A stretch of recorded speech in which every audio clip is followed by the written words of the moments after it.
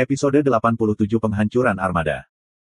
Tang Tian memberitahu Qian Hui banyak tentang bagaimana dia mendarat di Xin Domain, bagaimana dia pergi, tentang rencana Bing, dan pasti tentang anak muda yang kuat seperti dewa.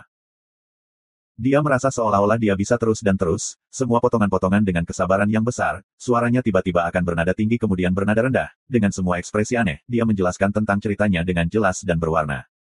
Di sisi lain, wajah Qian Hui mempertahankan senyum manis, dia mendengarkan dengan penuh perhatian dan akan tertawa kecil, tanpa merasa kesal. Ketika mereka terus-menerus, Qian Hui akan berbicara tentang dirinya juga, tentang pengalamannya sendiri, tentang bagaimana dia meninggalkan medan perang kuno, tentang keanehan aneh yang dia lihat, tentang anekdot menghibur Ah Xin dan Xiao Men. Qian Hui berbicara dengan lembut, sementara Tang Tian akan berteriak dan berbicara dengan keras, kadang-kadang berseru keras dengan ekspresi bersemangat. Suara Qian Hui sangat bagus, pikir Tang Tian. Dia sangat bahagia, dan tidak tahu bagaimana menggambarkan emosinya, dia hanya tahu bahwa dia sangat bahagia, untuk titik yang dia ingin melompat ke girangan. Waktu berlalu tanpa mereka berdua sadari. Keduanya berbicara selama 4 jam sebelum berakhir dengan kengganan. Untungnya, mereka berdua berada di benua bela diri yang bahagia dan dapat berkomunikasi jauh lebih nyaman. Kembali ke benua bela diri yang terhormat, Tang Tian dipenuhi dengan semangat juang, tubuhnya dipenuhi dengan kekuatan yang tidak terbatas.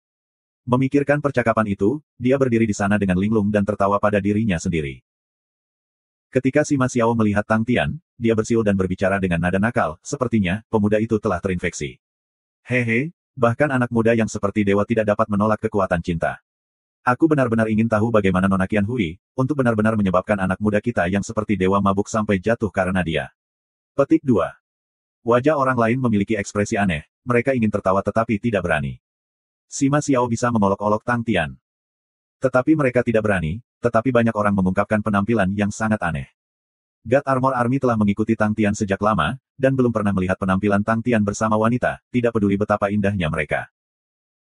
Johnson mengetahui hal ini dengan jelas, karena dia selalu berada di sisi Melissa, dan setiap pria normal, terlepas dari posisi apa yang mereka pegang atau profesi apa yang mereka hadapi, mereka semua yang mengatakan Melissa akan memuji dia untuk kecantikannya, mengaguminya, atau ngiler. Satu-satunya pengecualian adalah sang guru, dia belum pernah melihat respons seperti itu sebelumnya. Dia mengingatnya dengan sangat jelas, sang guru bahkan telah mengungkapkan niat membunuh terhadap Melissa. Di dalam hatinya, sang guru sangat dingin dan tanpa emosi, dan tidak ada keindahan yang bisa memengaruhinya sama sekali, dia benar-benar mesin pembunuh. Ketika dia melihat Tang Tian menertawakan dirinya sendiri setengah hari, kelihatannya bodoh, dia terkejut, gelombang apakah itu masih tuan yang tanpa ampun, dingin, tegas dan tanpa emosi. Gelombang. Tiba-tiba, Johnson dipenuhi rasa ingin tahu terhadap Nona Qian Hui. Gelombang wanita seperti apa yang bisa membuat guru menyukai itu? Mungkinkah dia lebih cantik dibandingkan dengan Miss Melissa? Gelombang. Setelah tertawa setengah hari, Tang Tian memutuskan untuk mulai bekerja dengan benar, dia memikirkan ide yang diberikan Qian Hui kepadanya, dan hal-hal yang diperingatkannya berulang kali. Ketika Tang Tian memberitahu semua orang tentang rencana Qian Hui, semua orang diam, mereka semua memiliki ekspresi aneh di wajah mereka. Reaksi semua orang menyebabkan Tang Tian terkejut, apakah ada masalah? Setelah sekian lama, Sima Xiao adalah yang pertama pulih dari keterkejutan. Dengan tatapan rumit, Nona Qian Hui adalah Trulia Marvel, kamu bajingan yang beruntung. Tentu saja, tidak ada yang lebih pintar dari Qian Hui. Mendengar itu, Tang Tian sangat gembira, tetapi tiba-tiba dia menjawab dengan mata terbuka lebar, siapa yang kamu panggil bajingan beruntung? Kamu ingin bertarung? Petik 2. Semua orang pulih dari keterkejutan, semua wajah mereka mengungkapkan rasa hormat. Little Forest Benua. Taiji mengucapkan selamat tinggal pada sangguan Qian Hui, dengan ekspresi yang sangat hormat, Nona, tenang, bawahan ini pasti akan berhasil. Aku berharap Nona berhati-hati. Petik 2. Tanpa menunda lagi, dia berbalik dan pergi bersama Sang Bei. Mereka mulai berjalan melalui jalan kecil yang penuh dengan bahaya, kembali ke benua Savage. Melihat sosok Taiji dan Sang Bei, Xiao Men tidak bisa menahan diri untuk tidak melambai-lambaikan pintu Zanbato seukuran tangannya dengan ekspresi bersemangat, aku benar-benar ingin bertengkar dengan baik.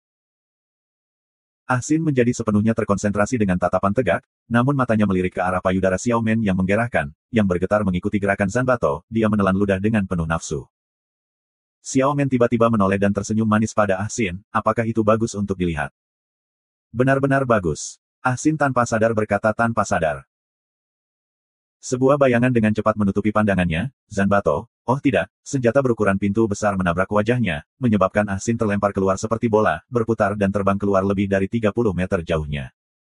Di samping, sangguan Qian Hui tidak bisa menahan diri untuk tidak tersenyum. Xiao Men tidak bisa diganggu dengan Ahsin, dan bertanya Qian Hui dengan khawatir, Nona, sekarang Sang Bei telah kembali, apakah kita harus bergerak sendiri? Itu adalah tugas yang sangat sulit untuk bergerak ke dalam wilayah musuh tanpa ada yang membimbing mereka. Selain itu, mereka terlalu mencolok, sebuah kelompok yang terutama terdiri dari para jenderal roh, selama mereka berjalan keluar di Secret Site Galaxy, sulit untuk tidak menarik perhatian. Qian Hui menggelengkan kepalanya, tidak, kita akan menunggu di sini, seseorang akan menerima kita. Seseorang akan datang untuk menerima kita. Itu keren. Xiao Men menghela nafas lega, lalu bertanya dengan rasa ingin tahu, Nona, siapa yang datang untuk menerima kita? Perdagangan Machefield. Qian Hui tersenyum, lalu bertanya, bagaimana perasaan semua orang?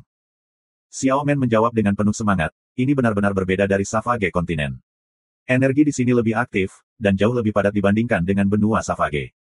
Setiap orang terus menjadi lebih kuat, diberikan waktu yang cukup, aku percaya bahwa setiap orang dapat membentuk tubuh yang nyata, tetapi itu akan membutuhkan waktu yang lama. Petik 2. Qian Hui tertawa dan berkata, kami akan punya waktu. Melihat lokasi konstruksi yang berayun dalam aktivitas penuh, Roger tidak senang sama sekali. Martial Knight yang terhormat, yang memegang posisi mulia seperti itu, sebenarnya tertinggal di lokasi konstruksi di mana bahkan seekor burung pun tidak akan menjadi mandor konstruksi. Itu benar, dia merasa bahwa dia adalah seorang mandor. Gelombang tidak ada apa-apa di sini, dan kemungkinan besar, teman-temanku pasti menuju ke benua Sang dengan ketinggian. Gelombang dia mengungkapkan tatapan kerinduan, menuju ke benua Sang, pencapaian yang ditandai, dan yang paling mungkin, mereka dapat meninggalkan nama mereka dalam sejarah kuil. Titik. Gelombang bagaimana dengan aku? Dalam buku-buku sejarah Martial Banner of Knights yang terhormat, Roger yang sial menjadi mandor. Roger masih harus melindungi Kal, itu benar, seorang ksatria bela diri yang terhormat, sebenarnya harus melindungi seorang pedagang, membuatnya merasa malu. Seluruh panji ksatria telah dipengaruhi oleh Sophie, dan tak satu pun dari mereka memiliki perasaan yang baik terhadap pedagang seperti Kal. Di benua bela diri yang terhormat, kuil adalah penguasa yang sebenarnya, dan di dalam kuil, panji-panji ksatria memegang posisi terhormat. Setiap ksatria jenius di antara para jenius, dan Roger sendiri sangat berbakat dan dipilih melalui banyak lapisan penyaringan dan tes. Dengan posisi mereka yang tinggi dan terhormat dan bakat yang meluap-luap, mereka semua adalah individu yang kuat, dengan kualifikasi untuk menunjukkan penghinaan terhadap karakter yang bahkan luar biasa.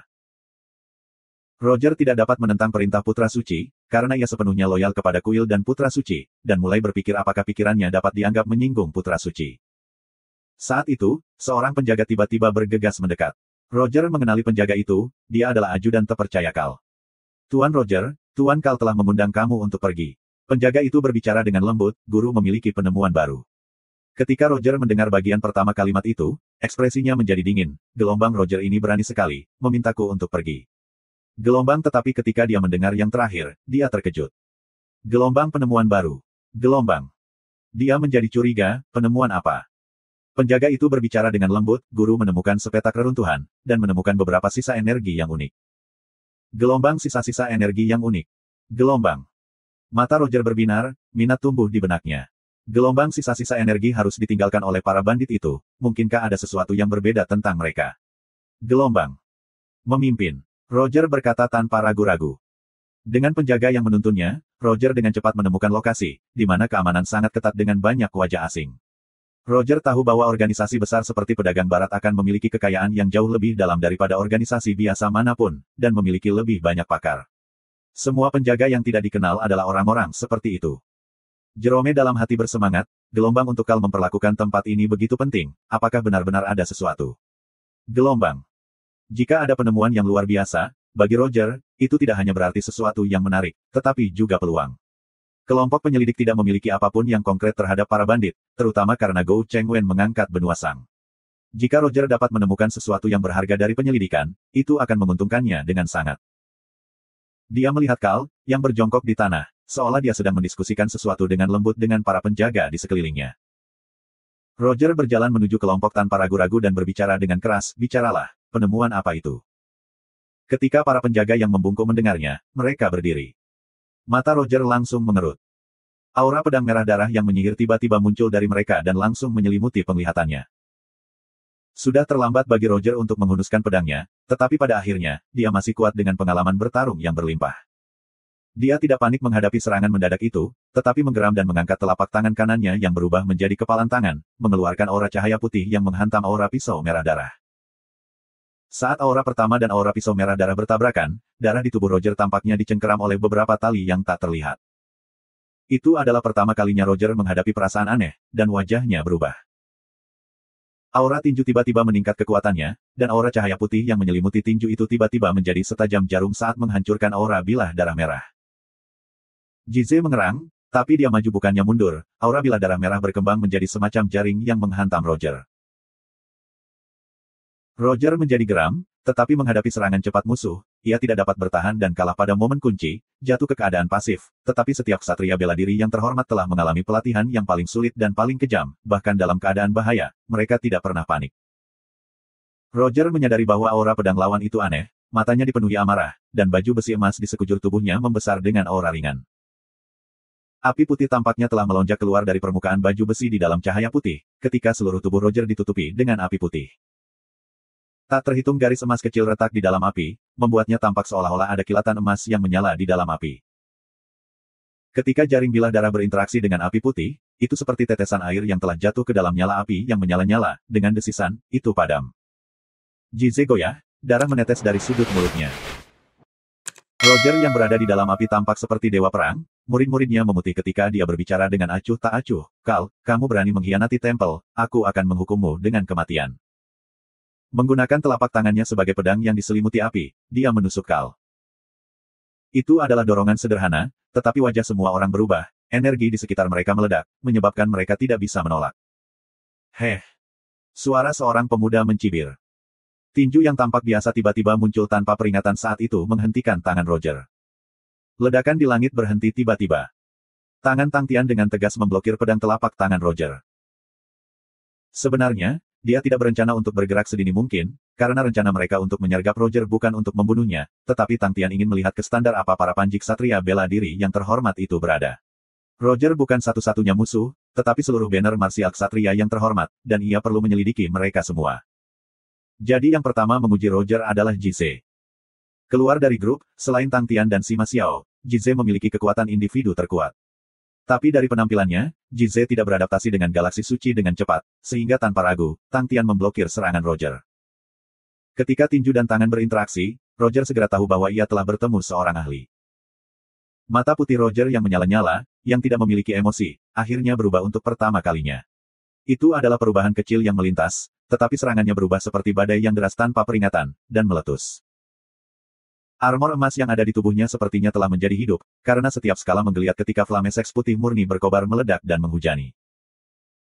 Di dalam hujan nyala api, telapak tangan kanan Roger menjulur keluar lagi, dan nyala api suci laut yang menutupi langit, dipanggil untuk terbang di Tang Tian.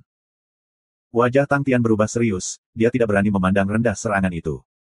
Semua nyala api yang tampaknya lambat, hangat, dan lembut itu tampak seperti roh yang menggemaskan, tetapi siapapun yang berpikir bahwa mereka benar-benar menggemaskan akan berakhir dengan lebih baik.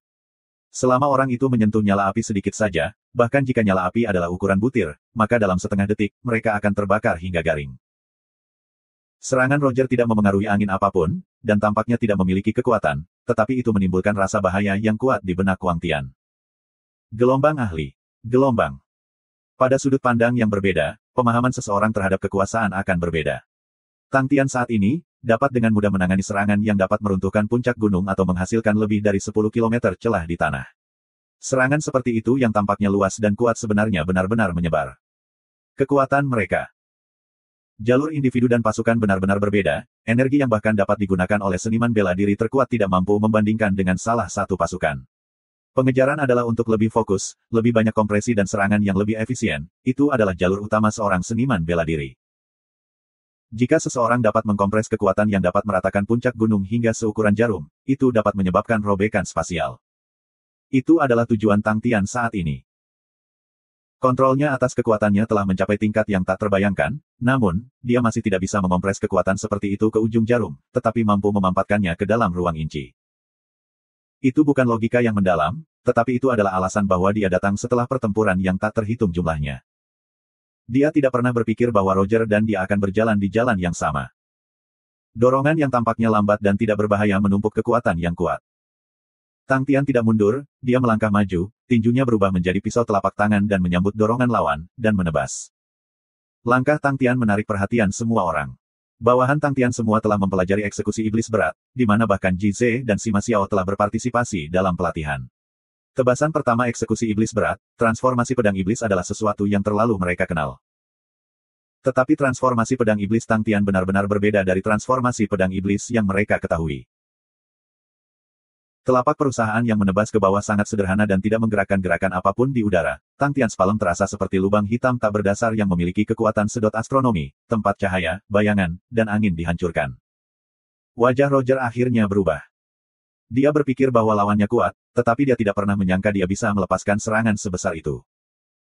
Setelah periode panjang menjadi tak terkalahkan dan menang, Martial Banner of Night yang terhormat menjadi arogan dan memandang rendah orang lain. Mereka semua sangat percaya bahwa mereka adalah kelompok orang terkuat di dunia. Sejak Roger menjadi seorang ksatria, semua kemenangannya menjadi mudah. Sangat sedikit orang yang mampu menahan langkah darinya, dan pada saat itu, dia akhirnya mengalami konsekuensi pahit dari kesombongannya. Dia dipenuhi dengan penyesalan, bahwa dia tidak menghunuskan pedangnya. Dia telah meremehkan musuh yang kuat di depannya, dan Roger tahu betapa fatalnya itu.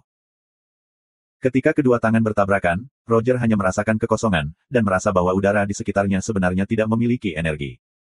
Sebelum Roger bisa memahaminya, kekuatan isap yang aneh dan mengejutkan keluar dari mata lawan, menyebabkan semua rambut di tubuh Roger berdiri, dan ia hampir kehilangan kendali energi di tangannya. Gelombang tidak mungkin. Gelombang. Roger diliputi keterkejutan.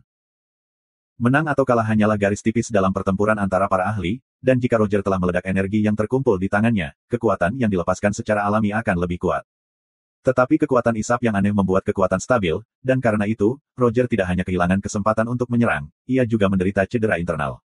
Nyala api yang tertinggal di udara diisolasi oleh kekuatan tak terlihat dan tidak bisa bergerak sama sekali, dan hanya bisa menari di sekitar Roger. Serangan awal yang dipenuhi dengan kekuatan dan kekuatan ditekan, menyebabkan Roger bahkan mengalami cedera fisik. Roger merasa sangat tidak nyaman, tetapi dia adalah seorang elit, dan tidak kehilangan kewarasannya. Dia jelas bahwa dia sudah kehilangan ritme, lawan lebih kuat darinya, dan dia bahkan membuat kesalahan dengan meremehkannya, sehingga wajar baginya untuk kehilangan ritme. Tapi dia tidak berencana ditangkap begitu saja. Bang! Telapak tangan kanannya tiba-tiba meledak saat api putih yang tak terhitung jumlahnya melonjak dari lengannya yang patah. Kedua telapak tangan mereka masih saling menempel, dan langkah Roger datang tanpa peringatan, langsung menyelimuti Tang Tian. Wajah Roger menjadi sangat menyeramkan, karena dengan kemampuan tempel, selama dia tidak mati, Temple Call menyelamatkannya. Apa itu lengan yang patah? Selama dia kembali ke kuil, mereka memiliki teknik rahasia yang bisa membuat lengan baru untuknya. Pada awal dimulainya honor Martial Banner of Knights, meledak anggota tubuh mereka adalah cara bertarung mereka yang paling umum terdengar. Melihat bahwa musuh dilahap oleh api putih, kejernihan dan ketidakpedulian kembali ke mata putih Roger, dia sudah menilai musuh sudah mati. Gelombang api suci tidak terkalahkan. Gelombang api putih yang bahkan tidak memiliki suhu tinggi memiliki nama yang sangat agung, disebut api suci. Api suci adalah api cahaya suci tingkat tertinggi di kuil, dan hanya murid yang paling taat dan paling setia yang dapat mempelajarinya. Itu adalah ujian cahaya, dan hukuman yang paling kejam. Api suci adalah sumber energi bagi Panji Ksatria bela diri yang terhormat, dan juga senjata mematikan mereka. Wah! Api suci salju yang putih seperti dandelion yang tertiup angin. Satu demi satu, setiap nyala api suci salju putih berterbangan di langit, berangsur-angsur menghilang. Itu pemandangan yang indah. Mata Roger mengerut, pikirannya kosong. Gelombang itu. Gelombang. Sosok yang diselimuti cahaya emas berdiri di tempatnya. Cahaya emas yang sangat padat tampak seperti cairan emas kental, mengalir sepanjang garis-garis muskil dan rumit yang menutupi seluruh tubuh. Cahaya emas berangsur-angsur redup, dan dari warna emas terang, itu menjadi emas yang dalam dan gelap. Itu seperti seperangkat baju besi yang tak terbayangkan. Gelombang mustahil. Gelombang. Gelombang tidak ada baju besi yang bisa menahan api suci, itu tidak pernah terjadi sebelumnya. Gelombang. Itu adalah pertama kalinya Roger mengungkapkan rasa takut di matanya. Itu benar, ketakutan, pemandangan di depannya benar-benar menjatuhkan pengetahuan umum. Jika bukan karena dia menyaksikannya dengan matanya sendiri, dia tidak akan pernah percaya bahwa akan ada keberadaan kacang yang bisa menahan api suci, bahkan Komandan Sophie, atau anak suci Kal, jika mereka menembak kuil, di depan api suci, mereka masih akan berakhir terbakar menjadi abu. Dia tiba-tiba bergetar, dan tanpa ragu-ragu, dia berbalik untuk berlari. Dia tiba-tiba menyadari pentingnya masalah ini, dibandingkan dengan kematiannya, informasi itu adalah arti sebenarnya. Gelombang terlepas dari apapun, aku harus meneruskan pesan ini kembali ke tempel. Seseorang dapat melawan Holy Flames, sebenarnya ada seseorang di dunia ini yang dapat melawan Holy Flames. Gelombang. Informasi ini jauh lebih penting daripada Blue Wind City. Keputusan Roger untuk melarikan diri membuat semua orang tidak siap. Api suci dari dalam tubuh Roger membakar kemarahan, dan sepasang sayap putih muncul di belakang baju besinya. Dia benar-benar mengabaikan lukanya, dan dengan panik mengeluarkan api suci dari tubuhnya saat kecepatannya menjadi secepat kilat. Dalam sekejap mata, dia telah terbang beberapa kilometer jauhnya, dan dia menenangkan hatinya, gelombang musuh tidak mengejar. Gelombang. Gelombang, tunggu saja. Tempel tidak akan pernah membiarkan kalian pergi. Gelombang. Roger mengertakkan giginya, dia tahu beratnya masalah ini. Gelombang, aku meremehkan lawanku, gagal dan terluka, tetapi semua itu tidak signifikan. Selama aku selamat dan kembali ke tempel, sebuah pencapaian besar akan menunggu formulir. Gelombang. Gelombang, tempel pasti tidak akan membiarkan bidat seperti itu berdiri. Gelombang. Gelombang, tempel pasti akan mengumpulkan semua kekuatannya dan menangkap iblis itu kembali, dan menggali semua rahasianya. Gelombang. Gelombang, kekuatan cahaya adalah sesuatu yang tak seorang pun bisa lepas darinya. Gelombang. Tiba-tiba, rasa bahaya melonjak di dalam hatinya, udara di sekitarnya tiba-tiba membeku. Dia merasa seperti jatuh ke dalam cairan kental yang membuatnya kesulitan bergerak. Gelombang apa ini? Gelombang. Roger dalam ketakutan, metode lawan belum pernah terjadi sebelumnya dan Stretch. Dia merasakan aura kematian, dan akhirnya menggunakan semua api suci di dalam tubuhnya, tidak mempedulikan konsekuensinya, dan seperti binatang buas yang terjebak dalam sangkar, dia berjuang untuk hidupnya.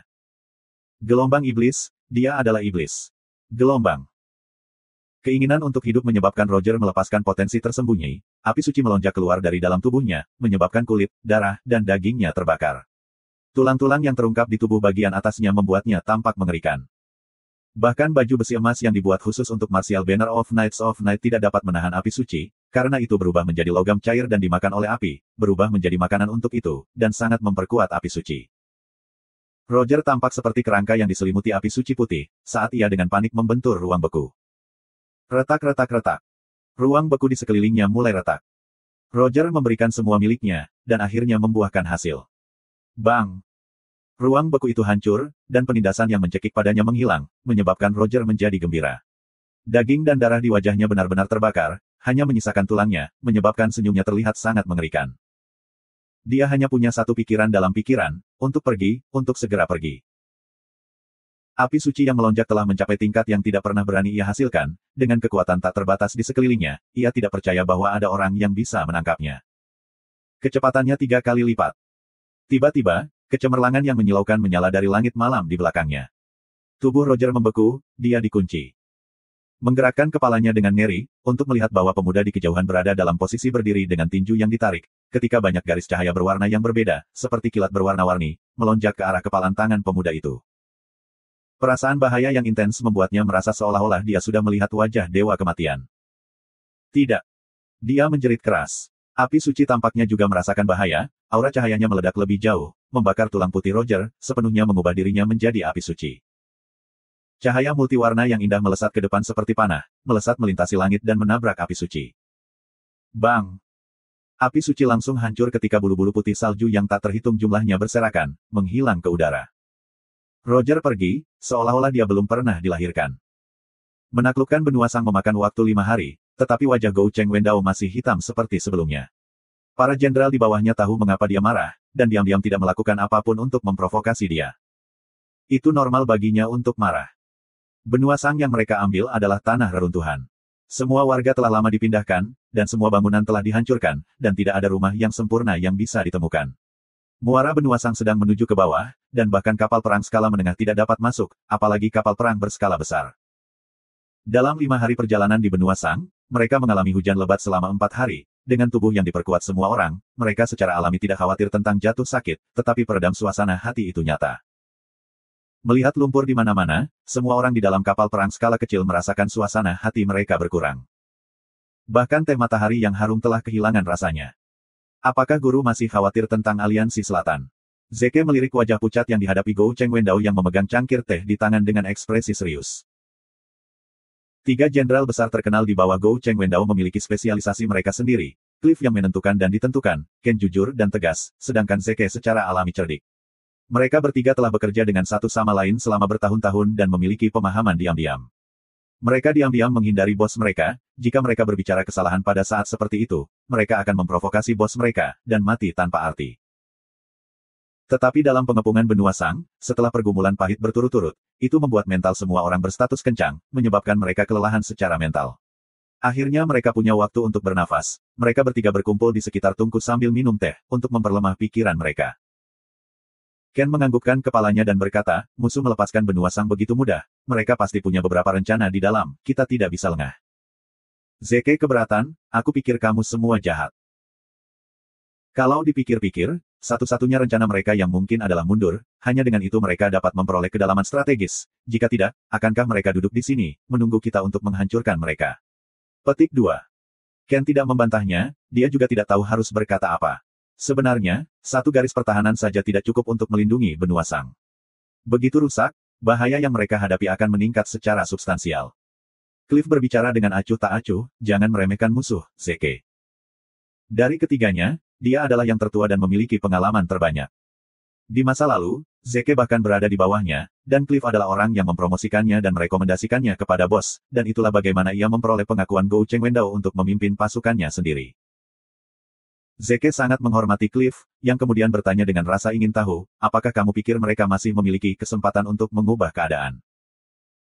Cliff terdiam sesaat, lalu berbicara, aku juga tidak yakin dengan rencana apa yang mungkin mereka miliki, tapi aku tidak bisa membantu tetapi selalu ingat Xie Yuan. Dia tidak kekurangan kemauan dan tidak pernah menyerah begitu saja, itu bukan karakter mereka untuk menyerah. Petik 2. Cliff tidak memiliki alasan untuk menjelaskan apa yang dia rasakan, tetapi uraiannya tentang gaya dan karakter musuh cukup meyakinkan. Ken menganggukkan kepalanya, tetapi ekspresi Zeke menjadi serius. Mereka telah berjuang untuk kebuntuan dengan aliansi selatan untuk waktu yang lama, dan telah mengalami keuletan musuh.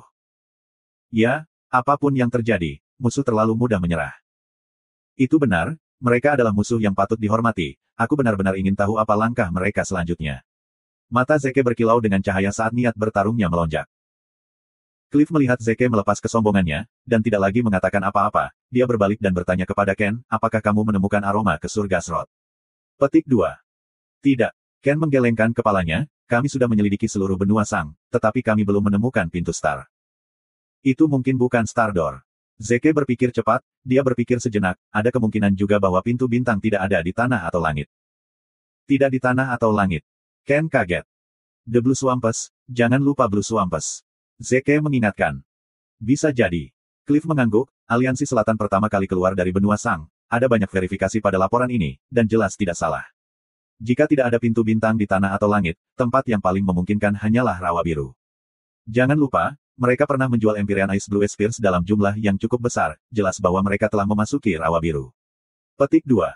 Jika di rawa biru, maka itu akan merepotkan. Ken tertawa getir. Ken memiliki karakter jujur dan melakukan berbagai hal dengan cermat, tidak pernah merasa merepotkan. Jika dia mengatakan itu merepotkan, itu berarti itu benar-benar merepotkan, menyebabkan wajah dua lainnya berubah. Jika kita menggambarkan benua Savage sebagai yang terisolasi dan tidak pernah ditaklukkan, maka rawa biru merupakan misteri besar yang membuat orang takut. Savage Kontinen tidak memutuskan jalur perdagangan ke Honorable Martial Kontinen, dan orang-orang masih dapat memperoleh beberapa informasi sehubungan dengan Savage Kontinen. Rawa biru adalah dunia yang sama sekali berbeda, tempat para kurcaci biru ada. Blue Swamp menjangkau ke setiap sudut galaksi suci, di mana banyak benua berhubungan dengan biru, tetapi apa yang paling dikhawatirkan semua orang adalah Blue Tide. Kurcaci biru adalah musuh alami bagi ras manusia. Tidak ada yang tahu kedalaman dan skala rawa biru, dan pernah ada banyak ahli bela diri yang kuat yang berpikir untuk menyelidiki, tetapi tidak ada yang berhasil keluar hidup-hidup. Jika Star Door benar-benar ada di dalam rawa biru, itu pasti hal yang mengerikan bagi mereka. Dari tampilan saat ini, kemungkinan berada di rawa biru sangat tinggi. Cliff memperhatikan suasana suram, lalu berbicara, bahkan jika itu di rawa biru, kita akan dapat menemukannya.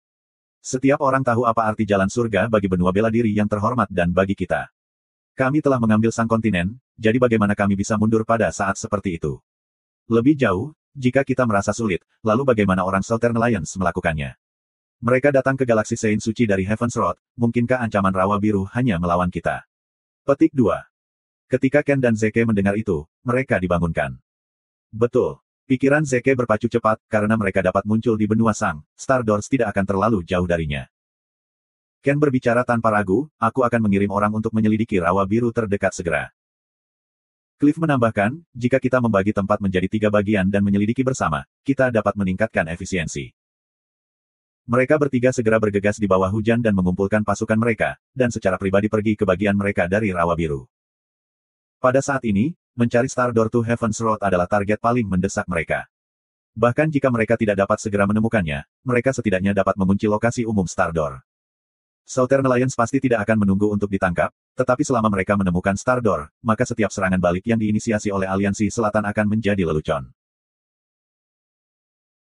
Dengan meminjam roh di Heaven's Road, mereka dapat dengan cepat tumbuh lebih kuat, dan benua bela diri yang mulanya sudah kuat akan meninggalkan Aliansi Selatan jauh di belakang. Benua bela diri yang terhormat sudah memiliki penelitian roh selama beberapa dekade, meskipun mereka tidak dapat menghasilkan roh secara massal, tetapi mereka menemukan cara untuk menggunakannya.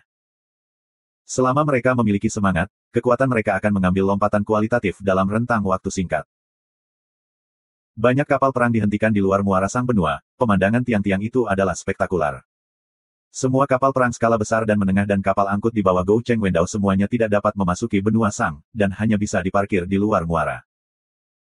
Benteng yang baru saja dibangun di muara telah sepenuhnya hancur, dan semua orang hanya bisa mengumpulkan pasukan di kapal perang mereka. Tetapi kabar dari anggota kru yang berpindah-pindah dari benua Sang adalah bahwa situasi di dalam benua Sang bahkan lebih buruk, ada hujan lebat dan bahkan Tuan tidak memiliki tempat untuk berlindung, dan hanya bisa menahan dalam kapal perang skala kecil, menyebabkan orang-orang di luar merasa jauh lebih baik. Kapal perang berskala besar berukuran besar dan luas, membuatnya sangat nyaman untuk mereka tinggali. Karena berhati-hati, Gou Cheng Wendao telah memerintahkan setengah dari kapal perang untuk berada dalam keadaan siap perang, untuk menangani penyergapan yang dilakukan dengan bebas. Selain itu, semua kapal perang skala kecil yang lincah dibagi menjadi kelompok-kelompok 10, membentuk jaringan pengontrol ketat untuk mencegah musuh bergerak dalam jumlah kecil. Tapi, semua orang tidak terlalu khawatir, setelah pertempuran yang berkelanjutan, mereka semua akrab dengan bagaimana Southern Alliance bertarung.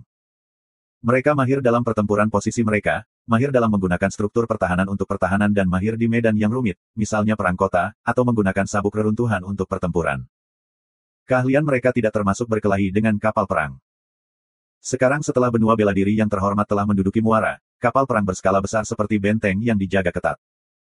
Itu hanya mungkin untuk menyerang benteng dengan kapal perang. Bahkan jika mereka berhasil menyelinap pada orang, mereka tidak akan menimbulkan ancaman terhadap armada kapal perang. Jadi secara keseluruhan, semua orang agak santai. Dengan perintah ketat dari atasan mereka, tidak ada yang berani berpesta dan meskipun perlu melampiaskan, semua orang ingin pulang dengan kemenangan. Pertempuran besar telah berakhir. Itulah yang dipikirkan oleh banyak perwira dan prajurit tingkat menengah. Musuh-musuh telah diusir dari sarang mereka, bagaimana mereka masih bisa mengubah arus dan mengambil benua Sang dari mereka lagi. Berhenti bercanda. Selesai dengan patroli, Wu Kai tiba di ruang makan sebuah kapal perang, dan bergabung dengan sekelompok teman-temannya untuk mengobrol. Apakah ada kegiatan untuk malam ini? Benar-benar membosankan. Ketika kita dalam pertempuran, kita merindukan istirahat. Sekarang kami telah beristirahat selama berhari-hari, itu benar-benar membosankan. Petik 2. Hanya ada kartu untuk dimainkan, kegiatan apa lagi yang bisa dilakukan? Ya Tuhan, aku sudah ingin muntah saat melihat kartu. Adakah yang bisa membawa sesuatu yang baru? Misalnya menemukan gadis-gadis. Petik 2. Seluruh benua Sang kosong, dari mana kamu ingin mendapatkan gadis-gadis itu? Jika bos di bawah hujan tahu kamu menemukan gadis di sini, adegan itu terlalu mulia, aku tidak akan berani melihat. Wu Kai menyela dengan tatapan berlebihan. Semua orang tertawa terbahak-bahak. Lalu apakah kamu punya hiburan? Prajurit yang ditertawakan menatap Wu Kai. Mungkin kita bisa membuatnya lebih menarik. Wu Kai senang hati, dia memutuskan untuk membuang idenya, dan menghadap pusaran energi raksasa di luar jendela. Apakah kalian melihat mainan besar itu? Semua orang melihat pusaran energi dan melompat. Itu adalah pusaran energi raksasa yang dikatakan terbentuk di tengah pertempuran, yang berada di dekat muara. Ketika mereka menaiki kapal perang, mereka sengaja menjaga jarak darinya karena semua orang takut bahwa itu akan tiba-tiba meledak. Apakah kalian tahu bagaimana pusaran energi terbentuk? Wu Kai mencibir, aku mendengar bahwa ada beberapa ratus objek spiritual di sana. Objek roh. Beberapa ratus.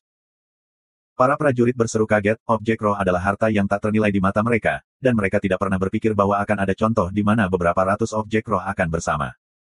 Itu pasti berita baru. Wu Kai bertindak secara misterius, lalu menghasut semua orang, karena kita bosan, mengapa kita tidak melakukan perburuan harta karun berskala besar? Ada beberapa ratus keberatan roh, jika kita dapat mengambil satu atau dua, kita akan kaya. Petik 2. Setelah keheningan sesaat, semua orang menjadi gelisah. Pusaran energi dekat muara sang benua telah lama menjadi pemandangan terkenal dari Aliansi Selatan. Semua pedagang yang melakukan perjalanan biasanya akan pergi untuk menyaksikan pemandangan itu. Itu muncul dari pertempuran. Pada waktu itu, asap dan api di Aliansi Selatan telah lama menghilang, dan hanya pusaran energi yang menyala terang. Setiap orang yang melihat pusaran energi akan dikejutkan oleh intensitasnya. Diameternya mencapai 2 km, sedangkan tingginya 13 km.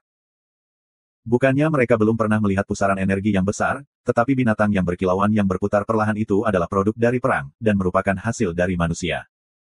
Untuk menciptakannya secara pribadi, seberapa kuat Aliansi Selatan? Itu adalah simbol Aliansi Selatan yang terkuat. Ketika armada marsial kontinen tiba, semua orang yang melihat pusaran energi terkejut. Demi keamanan, posisi penahan kapal perang secara khusus ditempatkan agak jauh dari pusaran energi. Untungnya, pusaran energi selalu stabil, revolusinya tidak dianggap cepat, dan itu sangat tenang. Ada berbagai vortisitas energi di dalam laut energi, dan mereka semua menjadi subjek penelitian untuk pembangkit tenaga listrik besar karena berkaitan dengan keselamatan armada. Awak yang berpengalaman bisa tahu dari pandangan bahwa pusaran energi di depan mereka dalam fase stabil dan aman, sehingga tidak akan berbahaya bagi mereka. Wu Kei juga melihat poin itu, dan dengan demikian menyarankan ide itu. Harus dikatakan, ketika idenya diajukan, itu segera menarik perhatian semua orang. Pusaran energi itu sangat stabil, tidak hanya Wu Kei yang bisa melihat itu, hanya saja tidak ada yang mengira akan ada objek spiritual di pusaran itu. Spirit objects adalah objek yang tidak dapat dicapai oleh para prajurit. Tetapi mereka jelas dari nilai benda roh, dan bahkan benda roh kelas terendah sangat berharga. Bahkan jika mereka tidak bisa menggunakannya untuk diri mereka sendiri, menjual benda-benda roh pasti akan memungkinkan mereka untuk hidup tanpa kekhawatiran. Selama mereka bisa menemukan satu, mereka bisa pergi dan EBSP, segera dan jalani kehidupan miliarder. Daya pikat yang mematikan sudah cukup untuk membuat aula dipenuhi dengan napas berat. Para prajurit yang begitu bosan sampai gelisah, menemukan kapal perang skala kecil dan terbang menuju pusaran energi. Seseorang memperhatikan kapal perang skala kecil, tetapi tidak peduli tentang mereka. Selain mengeksekusi posisi patroli mereka, mereka tidak perlu peduli dengan pergerakan prajurit lain. Mereka mempertahankan bagian luar yang ketat tetapi bagian dalam yang longgar, untuk memungkinkan semua orang untuk merilekskan kondisi mental yang sudah tegang. Para pengintai telah menyebar jauh dan luas, karena radius patroli-patroli juga sangat besar, angin bertiup dan rumput yang bergoyang tidak bisa lepas dari mata mereka. Praktis mustahil bagi siapapun untuk menyelinap masuk di bawah pertahanan seketat itu. Bahkan Panji Ksatria tidak akan bisa mencapai hal seperti itu sebabnya para perwira yang bertugas disorot oleh sinar matahari. Ketika kapal perang skala kecil terbang dekat dengan pusaran energi, perhatian semua orang langsung tertarik. Perasaan yang sama sekali berbeda ketika melihat pusaran energi dari dekat. Dari kejauhan, perasaan yang mereka dapatkan dari pusaran energi adalah bahwa pusaran itu berputar perlahan, tetapi dari dekat, aliran energi yang menyilaukan membentuk dinding yang tidak bisa dilewati, menyebabkan kulit mereka mati rasa, aliran kecepatan tinggi sangat mengancam. Setiap orang yang marah membutuhkan waktu untuk menenangkan diri. Apakah ini benar-benar mungkin? Ini terlalu besar. Ketika lebih banyak dari mereka mulai berseru lantang, kepercayaan diri para prajurit terguncang, bahkan Wu Kei dipercaya mulai bergoyang. Tiba-tiba, seseorang berteriak, "Berhenti. Cepat berhenti." Petik 2. Tentara yang mengendalikan kapal perang segera berteriak, "Hei, sobat, santai saja, aku sudah berhenti." Tapi, di mata mereka, jarak mereka dengan pusaran energi tampaknya semakin dekat, seolah-olah tembok raksasa aliran energi di depan mereka secara bertahap mendekat pada mereka, menyebabkan roh semua orang terbang keluar dari tubuh mereka. Mundur. Cepat mundur. Petik 2. Ya Tuhan, apa yang terjadi? Teriakan panik menjadi tanpa henti. Prajurit yang mengendalikan kapal perang itu juga mulai panik, dia melakukan yang terbaik untuk mengendalikan kapal perang itu untuk bergerak mundur, tetapi tampaknya seolah-olah kapal perang itu terjebak dalam pasir isap. Sial, kami sedang dihisap. Kekuatan yang menarik tampaknya semakin kuat. Petik 2. Ini menyebabkan wajah semua orang menjadi pucat pasi dengan ketakutan di mata mereka. Hal terburuk yang ditakuti semua orang saat mereka bertemu vortisitas energi di laut energi adalah tersedot oleh vortisitas energi. Begitu mereka tidak berdaya melawan kekuatan menarik pusaran energi, itu pasti bagi mereka untuk diseret ke dalam pusaran energi. Kelambanan yang diperlukan untuk memindahkan kapal perang adalah yang terbesar, tetapi kapal perang itu tetap tidak tergerak. Sial. Cepat panggil dukungan. Wu Kei menatap kosong pada pusaran energi yang semakin dekat, dia masih tidak mengerti, mengapa kekuatan tarik pusaran energi akan menjadi lebih kuat. Gelombang ini jelas-jelas adalah pusaran energi yang stabil, dan durasi di mana pusaran energi itu stabil sangat panjang, biasanya mencapai 1000 tahun, sudah berapa lama pusaran energi ini berada di sini? Gelombang. Permintaan kapal perang skala kecil untuk bantuan diturunkan ke berbagai pasukan, langsung menyebabkan alarm. Sebelum mereka bisa bergerak keluar, mereka menyaksikan kapal perang kecil itu jatuh ke pusaran energi seperti daun, yang kemudian muncul. Sial, aku tahu bahwa para idiot itu akan menimbulkan masalah. Petik 2. Petinggi Wukai menegur, wajahnya pucat pasi. Gelombang apa yang bisa dilaporkan? Kecelakaan. Gelombang dalam sekejap mata, unitnya telah kehilangan lebih dari selusin pria, terlepas dari apapun, ia tidak bisa lepas dari hukuman karena lalai. Menguasai. Suara cemas bawahannya mematahkan pikirannya, dia mengangkat kepalanya, hanya untuk mendengar suaranya yang bergetar bawahan, energi, pusaran energi. Apa yang salah dengan pusaran energi? Dia bertanya dengan tidak sabar, kepadanya, kecelakaan itu disebabkan oleh Wu Kai dan kebosanan orang lain. Suara bawahan itu bahkan lebih bergetar, tampaknya bergerak ke arah kita. Bergerak menuju kita. Petugas itu terkejut. Pusaran energi raksasa perlahan bergerak menuju kapal perang berlabuh. Namun, gerakan lambat ini hanya visual, ukurannya yang besar bergerak tampak lambat, tetapi sebenarnya, kecepatannya tidak lambat sama sekali. Alarm sedih terdengar di seluruh armada.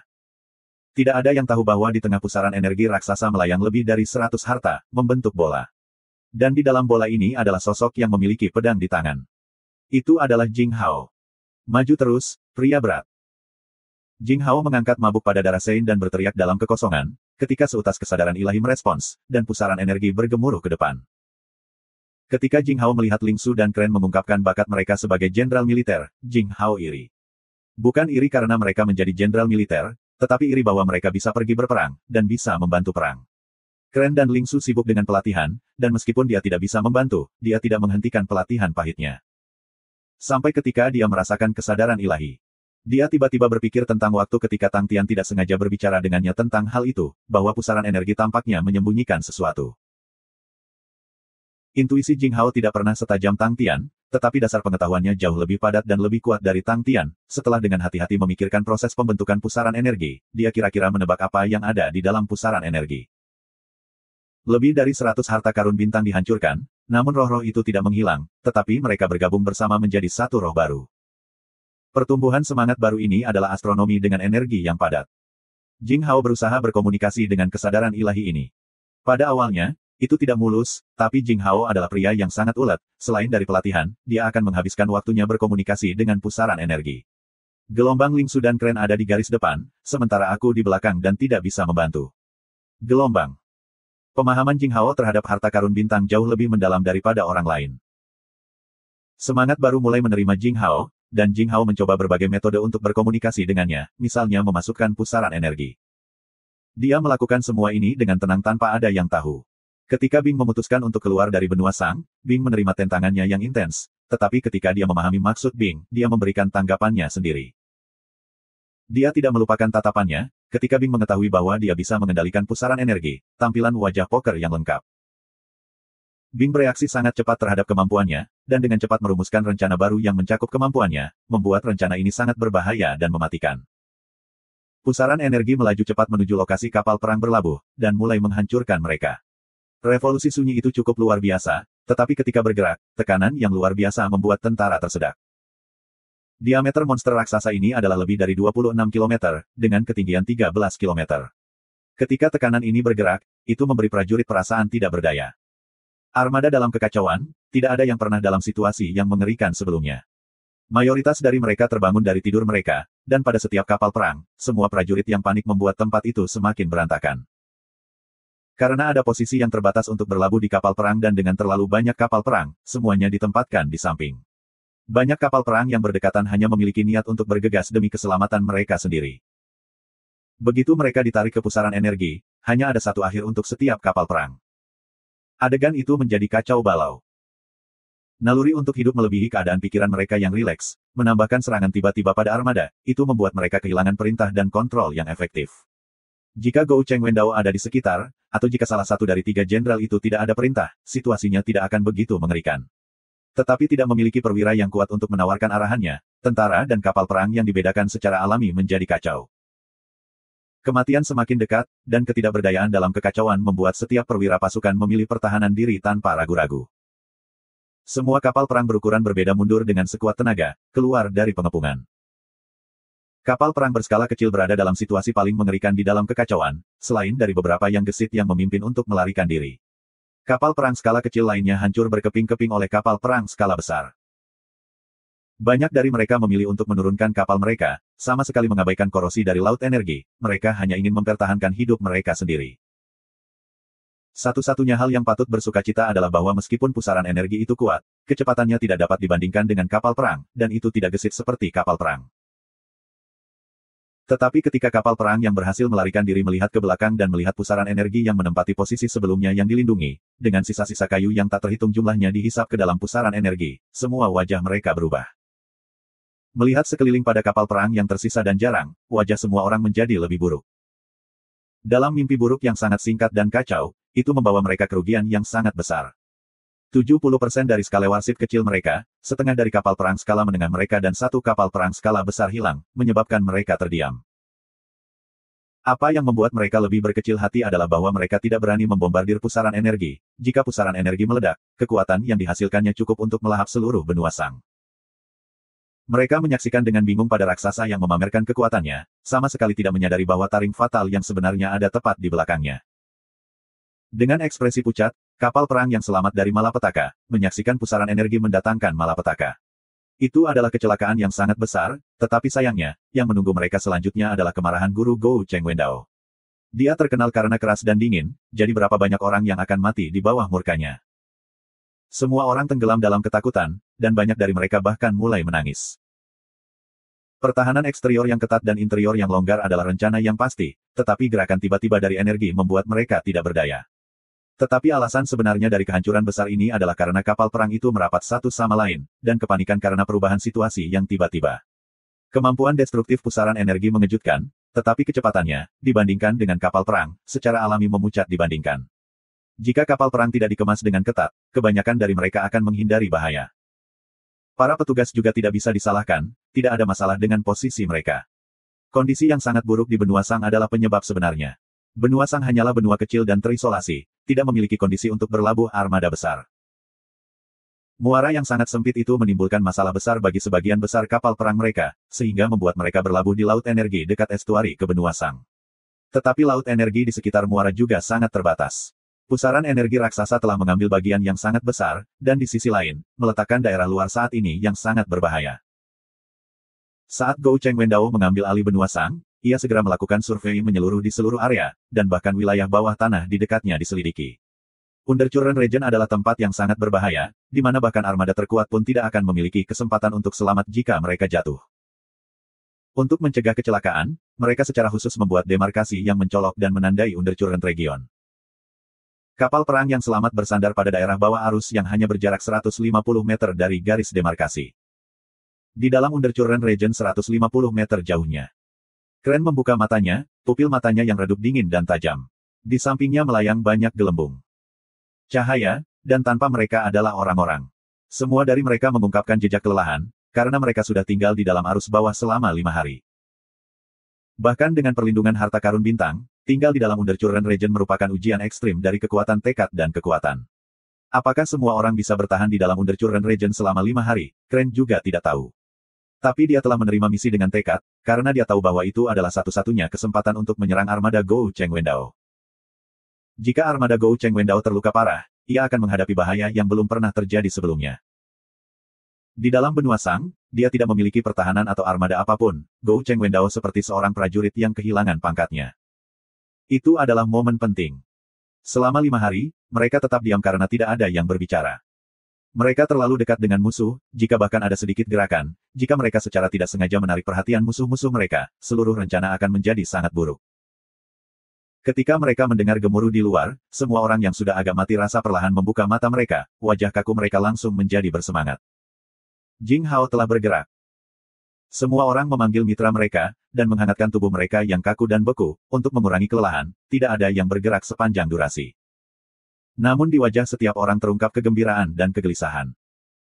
Mereka telah lama menetapkan tekad mereka untuk mengimplementasikan rencana itu, karena mereka tahu bahwa jika mereka berhasil, pertempuran itu pasti layak menjadi legenda.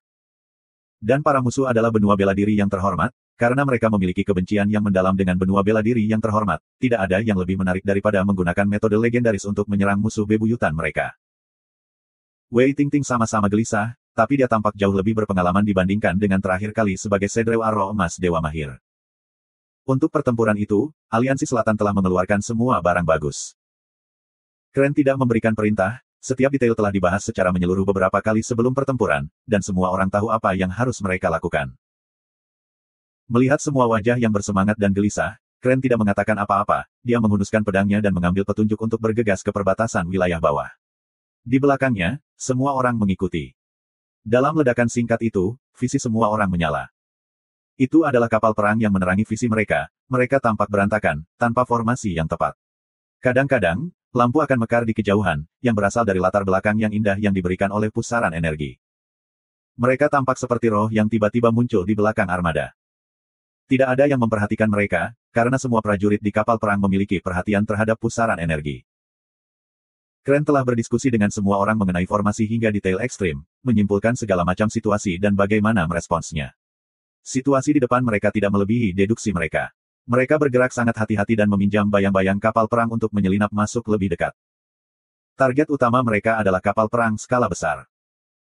Para anggota dalam kapal perang skala besar masih dalam kondisi ketakutan mereka dengan cemas melarikan diri dan tidak mengaktifkan penghalang mereka. Apa yang bisa dilakukan penghalang? Jika mereka ditarik ke pusaran energi, penghalang itu tidak bisa menyelamatkan mereka. Adapun untuk menyelinap serangan, mereka berada di bawah banyak tekanan sehingga mereka tidak pernah berpikir bahwa itu bisa terjadi. Kren dan sisanya dengan hati-hati menyelinap ke bawah kapal perang. Ukuran besar kapal perang diproyeksikan gelap dan bayangan yang memberi mereka penutup dan penyembunyian terbaik. Setelah menempatkan harta karun bintang di bagian bawah kapal, mereka segera menjauhkan diri. Menurut perkiraan Littleful, mereka harus bergegas sejauh 3 km sebelum meledak. Ini adalah senjata rahasia mereka, Star Tracer Bomb. Mereka telah merencanakan rencana pertempuran mereka, dan telah memilih kapal perang skala besar sebagai target utama mereka, ketika setiap orang tiba-tiba menyadari bahwa mereka telah mengabaikan satu masalah, bagaimana mereka bisa menghancurkan kapal perang skala besar. Kapal perang skala besar memiliki lambung dan tubuh yang sangat kokoh, dan serangan biasa tidak mampu menghancurkannya. Mereka telah menggunakan sisa-sisa kapal perang di sabuk untuk berlindung, dan tahu seberapa kuat mereka. Dengan demikian, menghancurkan kapal perang skala besar menjadi masalah terbesar yang harus mereka hadapi. Dan orang yang menyelesaikan masalah ini adalah Littleful. Orang bodoh yang akan menjadi gila karena dipaksa untuk memperbaiki harta adalah berada di perbatasan menjadi gila. Setiap kali, Bing akan menghela nafas dengan emosi dan memujinya sebagai anak yang baik, kemudian terus mengeksploitasinya. Dengan Spirit Devouring Flame sebagai detonatornya, dia bisa menyebabkan harta karun meledak, sehingga menamainya Star Treasure Bomb. Ini menghasilkan efek yang menakjubkan yang menjadikannya senjata terbaik untuk menangani kapal perang skala besar. Untuk pertarungan, Aliansi Selatan membagikan semua harta yang tersisa. Harta karun itu tiba-tiba mengeluarkan seuntai nyala api, yang merupakan roh pemakan roh, dan harta itu langsung menyala, dan mulai menyerap energi di sekitarnya dengan panik. Aura cahaya yang dipancarkan dari harta dengan cepat menjadi lebih terang dan lebih terang. Gelombang energi yang kuat segera membuat para anggota khawatir. Serangan musuh. Perlindungan penghalang. Aktifkan penghalang dengan cepat. Petik 2. Menyebar. Semua orang menyebar. Petik 2. Jeritan dan teriakan keluar saat armada yang baru saja berhasil tenang jatuh ke dalam kekacauan sekali lagi. Tepat pada saat itu, resimen cahaya yang menyilaukan tiba-tiba muncul di luar jendela mereka. Mata Leitauras yang menyilaukan menyebabkan seluruh tempat menjadi terang, dan tidak ada yang bisa melihat apapun. Gemuruh raksasa menyebabkan semua orang membuat tuli sementara. Semua orang tercengang ketika pikiran mereka menjadi kosong. Sebelum mereka bahkan dapat membuat reaksi, lambung di bawah kaki mereka bergetar, mereka bahkan belum melakukan reparasi ketika mereka semua terlempar ke atas dan menabrak dinding dan langit-langit.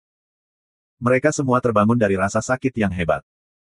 Mereka dengan panik merangkak kembali dan melihat ke arah ledakan, tetapi ketika mereka melihat apa itu dengan jelas, mereka semua tertegun.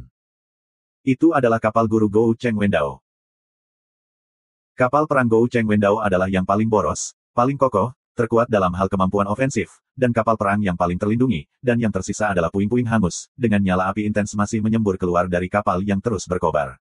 Kapal perang di sekitarnya semuanya terpengaruh, juga tampaknya telah mengalami kerusakan parah. Gelombang tidak, mustahil. Gelombang. Semua orang tercengang, bagaimana mungkin kapal perang berskala besar menjadi begitu lemah? Tidak ada yang mengira itu hanya permulaan. Aura cahaya menakutkan datang lagi, kali ini, itu bahkan lebih intens, dan anggota yang berpengalaman tahu bahwa serangan itu datang dari beberapa tempat sekaligus. Pikiran mereka kosong, seolah-olah mereka telah dilumpuhkan di kepala, kapal perang berskala besar, kapal perang berskala besar lainnya. Satu demi satu, resimen cahaya berkembang dari dalam armada, semua kapal perang berskala besar dilahap oleh cahaya putih. Ledakan. Salah satu kapal perang skala besar dilahap oleh aura cahaya, dan gelombang kejut bola langsung menyebar. Di hadapan gelombang kejut ini, semua kapal perang di dekatnya hancur berkeping-keping seperti kertas. Wei Tingting dan yang lainnya dikejutkan oleh kekuatan bom harta karun bintang. Mereka semua menatap dengan mulut terbuka lebar, seolah rahang mereka terkunci. Sekarang mereka akhirnya mengerti mengapa mereka harus lari 3 kilometer sebelum peledakan. Melihat kapal perang diserang oleh gelombang kejut, mereka tahu bahwa jika mereka tetap berada di daerah yang terkena dampak, yang tersisa adalah tumpukan daging cincang. Setelah rasa takut, mereka dengan cepat menjadi bersemangat. Star Tracer Bomb terlalu efektif, jauh melebihi apa yang mereka harapkan, artinya mereka telah mencapai persyaratan terendah dari tujuan mereka. Hancurnya kapal perang skala besar berarti bahwa armada perang kehilangan lebih dari setengah kekuatan tempur mereka. Selanjutnya, pertarungan belum berakhir. Wei Tingting dan kelompoknya adalah yang pertama bereaksi, dan segera melancarkan serangan di skala warsip tengah. Gold God Arrow tidak memiliki banyak kegunaan terhadap kapal perang berskala besar, tetapi menuju skala warsip menengah, mereka mampu menangani kerusakan substansial. Adapun cara menghadapi kapal perang, Wei Tingting dan yang lainnya sudah lama mendapatkan bakat untuk itu. Selain itu, di medan yang rumit, tidak ada banyak perbedaan dari berada di sabuk puing-puing. Mereka bergerak seperti ikan di dalam air, menghancurkan kapal perang dan merenggut nyawa. Serangan mereka sangat ganas karena mereka tidak menahan diri. Satu demi satu nyala api bermunculan seperti bunga di dalam armada kapal perang. Pertempuran itu terlalu mendadak dan menakutkan, armada benua bela diri yang terhormat yang tidak punya waktu untuk mempersiapkan diri yang hilang dengan sangat buruk. Wei Tingting menembakkan panah Dewa Emas terakhir, setelah meninggalkan haluan, itu berubah menjadi aliran cahaya, seperti bintang abu, menghancurkan langsung ke kapal perang skala menengah. Resimen api yang mempesona bermunculan dari tengah kapal perang. Kapal perang itu pecah. Wei Tingting menggigit bibirnya, dia telah menggunakan tangannya secara berlebihan dan mereka gemetar. Tapi ekspresinya adalah salah satu ketidakpuasan, jika diberikan waktu yang cukup. Tapi setelah tinggal di dalam Undercurrent Region selama 5 hari, mereka telah kehabisan kekuatan fisik mereka, dan kekuatan yang tersisa hanya cukup bagi mereka untuk meluncurkan satu gelombang serangan intens. Deru Cry yang jelas terdengar di seluruh medan perang, bahkan di antara ledakan, itu terdengar. Suara mundur. Wei Tingting menggertakkan giginya, tanpa ragu-ragu, dia mengumpulkan sisa kekuatannya dan bergegas maju. Di dalam medan perang tempat resimen api menyinari tempat itu, banyak titik hitam terbang keluar, dan seperti burung yang kembali ke tempat bersarang mereka, mereka bergegas menuju pusaran energi. Apakah mereka berusaha mati? Para prajurit yang tersisa di kapal perang menatap kosong pada gerakan bunuh diri kelompok itu. Tetapi setelah itu, hal yang tidak terpikirkan terjadi. Pusaran energi mengungkapkan celah besar sekitar 1 kilometer, dan musuh yang meninggalkan medan perang, bergegas ke dalamnya. Ketika orang terakhir terbang, celah itu menutup lagi. Pusaran energi sebenarnya dikendalikan oleh musuh. Tak terhitung orang terbangun dari linglung mereka, mereka semua memeluk kepala mereka dengan tangan seolah-olah mereka telah melihat hantu. Sial, itu datang ke arah kita. Petik 2. Sekali lagi teriakan membuat suasana menjadi cemas. Pusaran energi bergerak ke arah mereka dengan kulit mati rasa dan jeritan. Apakah kita seharusnya melakukan serangan balik? Suara prajurit itu bergetar. Para perwira akhirnya tenang, para jenderal militer dari benua bela diri yang terhormat tidak khawatir tentang taktik mereka. Agar mereka bisa berada di bawah Gou Cheng Wendao, mereka semua memiliki standar. Khususnya untuk kapten kapal perang, mereka semua memiliki pengalaman yang kaya dan jenderal militer yang kuat. Setelah mengalami penyergapan yang kuat, mereka mulai serangan balik. Armada telah sangat menderita, semua kapal perang skala besar hancur, 90% dari kapal perang skala kecil juga hancur, meninggalkan beberapa kapal perang skala menengah yang tersisa sebagai kekuatan tempur mereka. Tapi, kapal perang yang tersisa kurang dari 30%. Para petugas yang selamat pulih dari keterkejutan mereka, mata mereka langsung memerah. Kapan mereka pernah menderita kerugian sebesar itu? Dalam seluruh sejarah benua bela diri terhormat, ini adalah pertama kalinya skala perang seperti itu dihancurkan. Itu benar-benar penghinaan. Semua jenderal militer sombong ini sudah membuang pikiran hidup mereka. Dalam penghinaan seperti itu, ording hidup tidak lagi memiliki makna, mereka hanya ingin mendapatkan kembali kehormatan. Gelombang serangan balik, kita harus melakukan serangan balik. Gelombang. Kapten armada yang tersisa sedang dalam diskusi intensif. Mereka semua memiliki pemikiran yang sama, mereka harus menghancurkan pusaran energi. Apakah itu untuk menghapus penghinaan mereka atau untuk memastikan keselamatan mereka, terlepas dari apapun, mereka harus menghancurkan pusaran energi. Aliansi Selatan sebenarnya bisa mengendalikan pusaran energi, senjata rahasia semacam itu terlalu banyak menimbulkan atrit. Mereka semua adalah jenderal yang berpengalaman, hanya saja mereka tidak berdaya dalam situasi mereka sebelumnya, menambahkan kurangnya komandan untuk menyatukan semua orang. Karena mereka sudah menganut gagasan kematian, mereka tidak memiliki rasa takut, dan dengan cepat menemukan kelemahan pusaran energi. Itu lambat. Pusaran energi itu sangat penting. Ruktif, tetapi tidak memiliki kecepatan. Menambahkan ukurannya yang sangat besar, itu adalah easy target. Satu-satunya kekhawatiran adalah jika pusaran energi meledak, itu mungkin menghancurkan seluruh benua Sang. Gou Chengwendao dan 3 jenderal masih di benua Sang, jika pusaran energi meletus, tidak ada seorang pun di benua Shanghai yang akan selamat. Bahkan jika benua Sang entah bagaimana diselamatkan, kehancuran muara masih mengerikan. Mereka hanya bisa mengikuti pusaran energi, menunggu untuk mundur, lalu hancurkan. Mereka dengan cepat merumuskan rencana, kecepatan kapal perang jauh lebih cepat daripada pusaran energi, dan jauh lebih gesit. Pusaran energi tidak bisa lepas. Tidak ada yang mengambil waktu mereka dan dengan cepat membuat keputusan. Ketika pusaran energi tiba, kapal perang yang selamat akan menghindar seperti ikan lincah. Untuk mencegah daya tarik dari pusaran energi, mereka akan menjaga jarak tertentu darinya. Mereka tidak mengambil inisiatif untuk mengambil rute di mana pusaran energi itu pergi, tetapi untuk mencegahnya melarikan diri, mereka memilih untuk mengikuti dan menghancurkannya. Tetapi ketika mereka melihat bahwa pusaran energi menyerupai penggiling, melahap semua puing-puing, semua mata mereka berubah menjadi darah. Sebelumnya, masih ada yang selamat di reruntuhan. Tapi sekarang, terlepas dari apakah itu lambung kapal perang, atau mayat, atau yang selamat, mereka semua dimakan oleh pusaran energi. Mereka harus dimusnahkan. Tetapi ketika mereka menonton, mereka tidak punya cara untuk melakukan apapun. Mereka hanya bisa menunggu musuh mundur, sebelum meledakkan mereka menjadi berkeping-keping.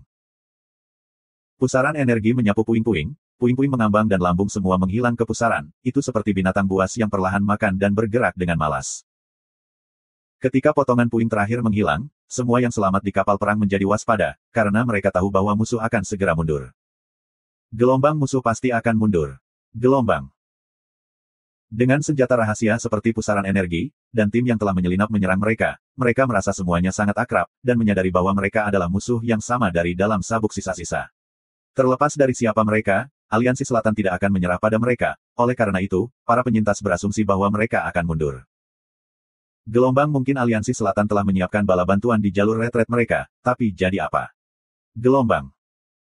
Semua prajurit di kapal perang sudah siap untuk mengorbankan hidup mereka, mereka hanya ingin bertarung dengan mereka, untuk pembantaian tanpa peduli hidup atau mati. Meninggal di bawah asap api dan meriam sambil mengurusi musuh jauh lebih baik daripada mati tanpa mengetahui apa-apa, itu jauh lebih menyenangkan. Itu terlalu menjengkelkan dan terlalu menyedihkan. Dari awal hingga saat mereka saat ini, semua yang selamat menahan amarah di hati mereka, dan mereka hanya ingin melampiaskannya. Gelombang tunggu sebentar. Gelombang. Gelombang pusaran energi menuju ke arah. Gelombang. Semua prajurit di atas kapal perang Marsial Kontinen Honoret yang bersiap untuk mati berkelahi, yang memiliki tulisan tertulis di seluruh wajah mereka, tertegun. Gelombang wilayah terkini. Gelombang. Setengah dari pusaran energi sudah berada di dalam wilayah bawah arus. Di bagian luar pusaran energi, ada lapisan hitam yang berputar sangat cepat. Pada saat itu, semua pertanyaan mereka dijawab, Aliansi Selatan tidak menyiapkan rute untuk mereka sama sekali, tidak ada bala bantuan, target mereka selalu menjadi daerah bawah tanah. Semua jenderal militer dari benua bela diri yang terhormat memiliki wajah pucat, mata mereka akan memuntahkan api. Pada saat itu, mereka menyadari bahwa serangan menyelinap musuh datang dari daerah bawah tanah. Mereka telah menunggu dalam penyergapan di dalam Undercurrent Region selama setidaknya 5 hari. Gelombang musuh sebenarnya memiliki metode untuk bertahan dan bertahan di dalam wilayah bawah arus. Gelombang. Gelombang sialan. Gelombang. Mereka hanya menatap ketika pusaran energi memasuki Undercurrent Region dan menghilang.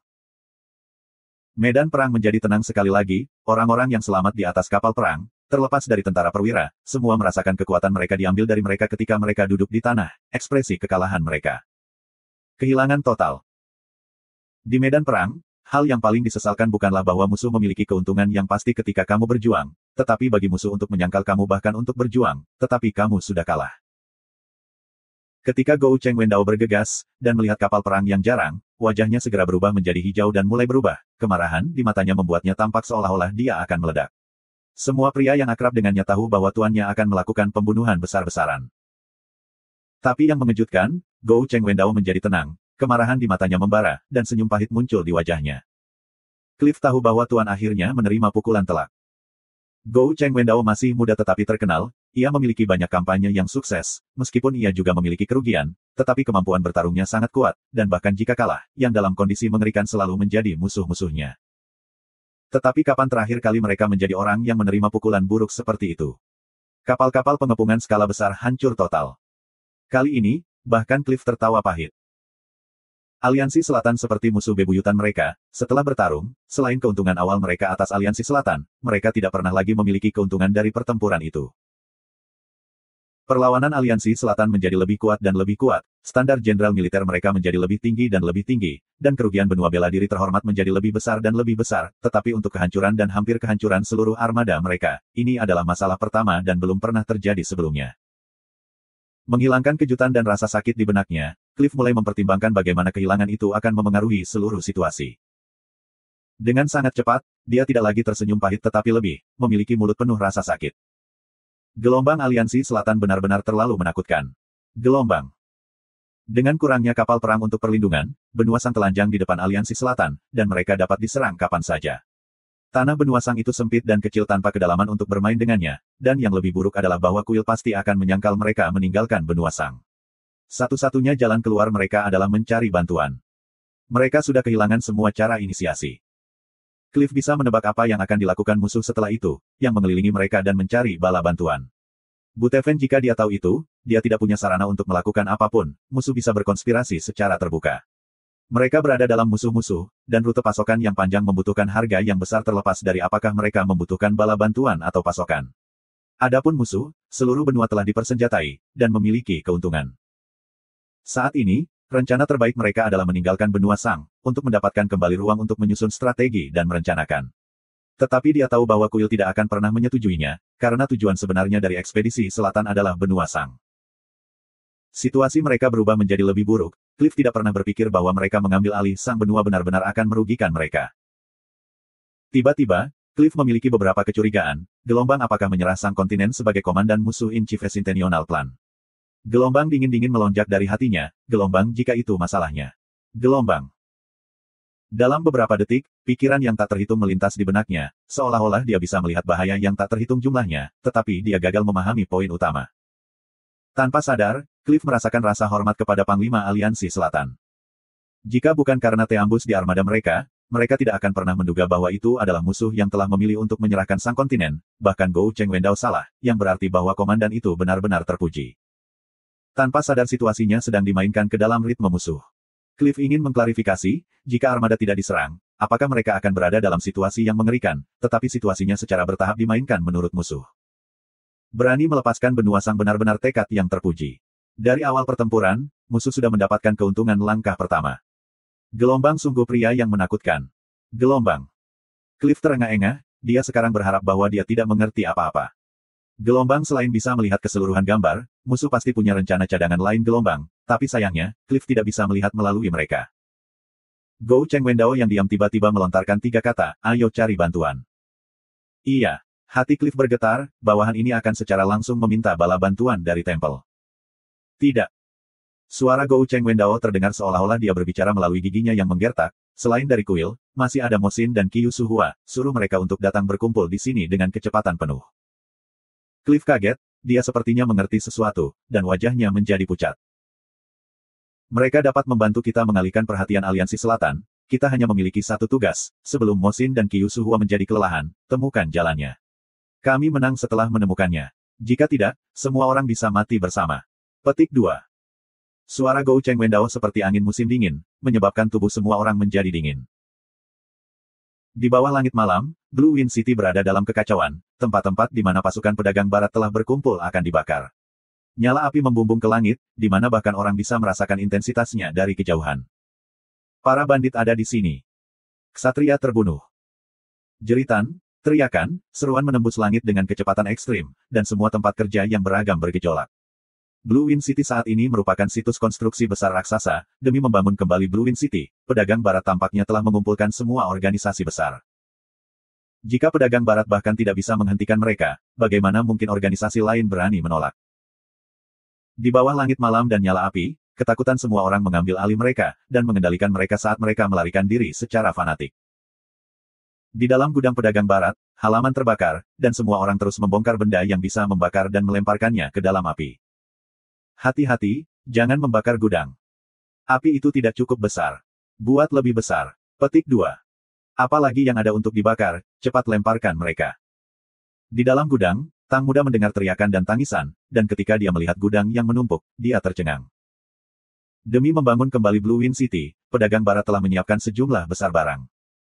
Mereka membangun kembali sebuah kota, lebih jauh lagi, mereka ingin kota itu menjadi lebih megah dan megah, sehingga barang dan bahan yang mereka butuhkan secara alami mahal, yang tahu bahwa itu akan menguntungkan Tang Tian.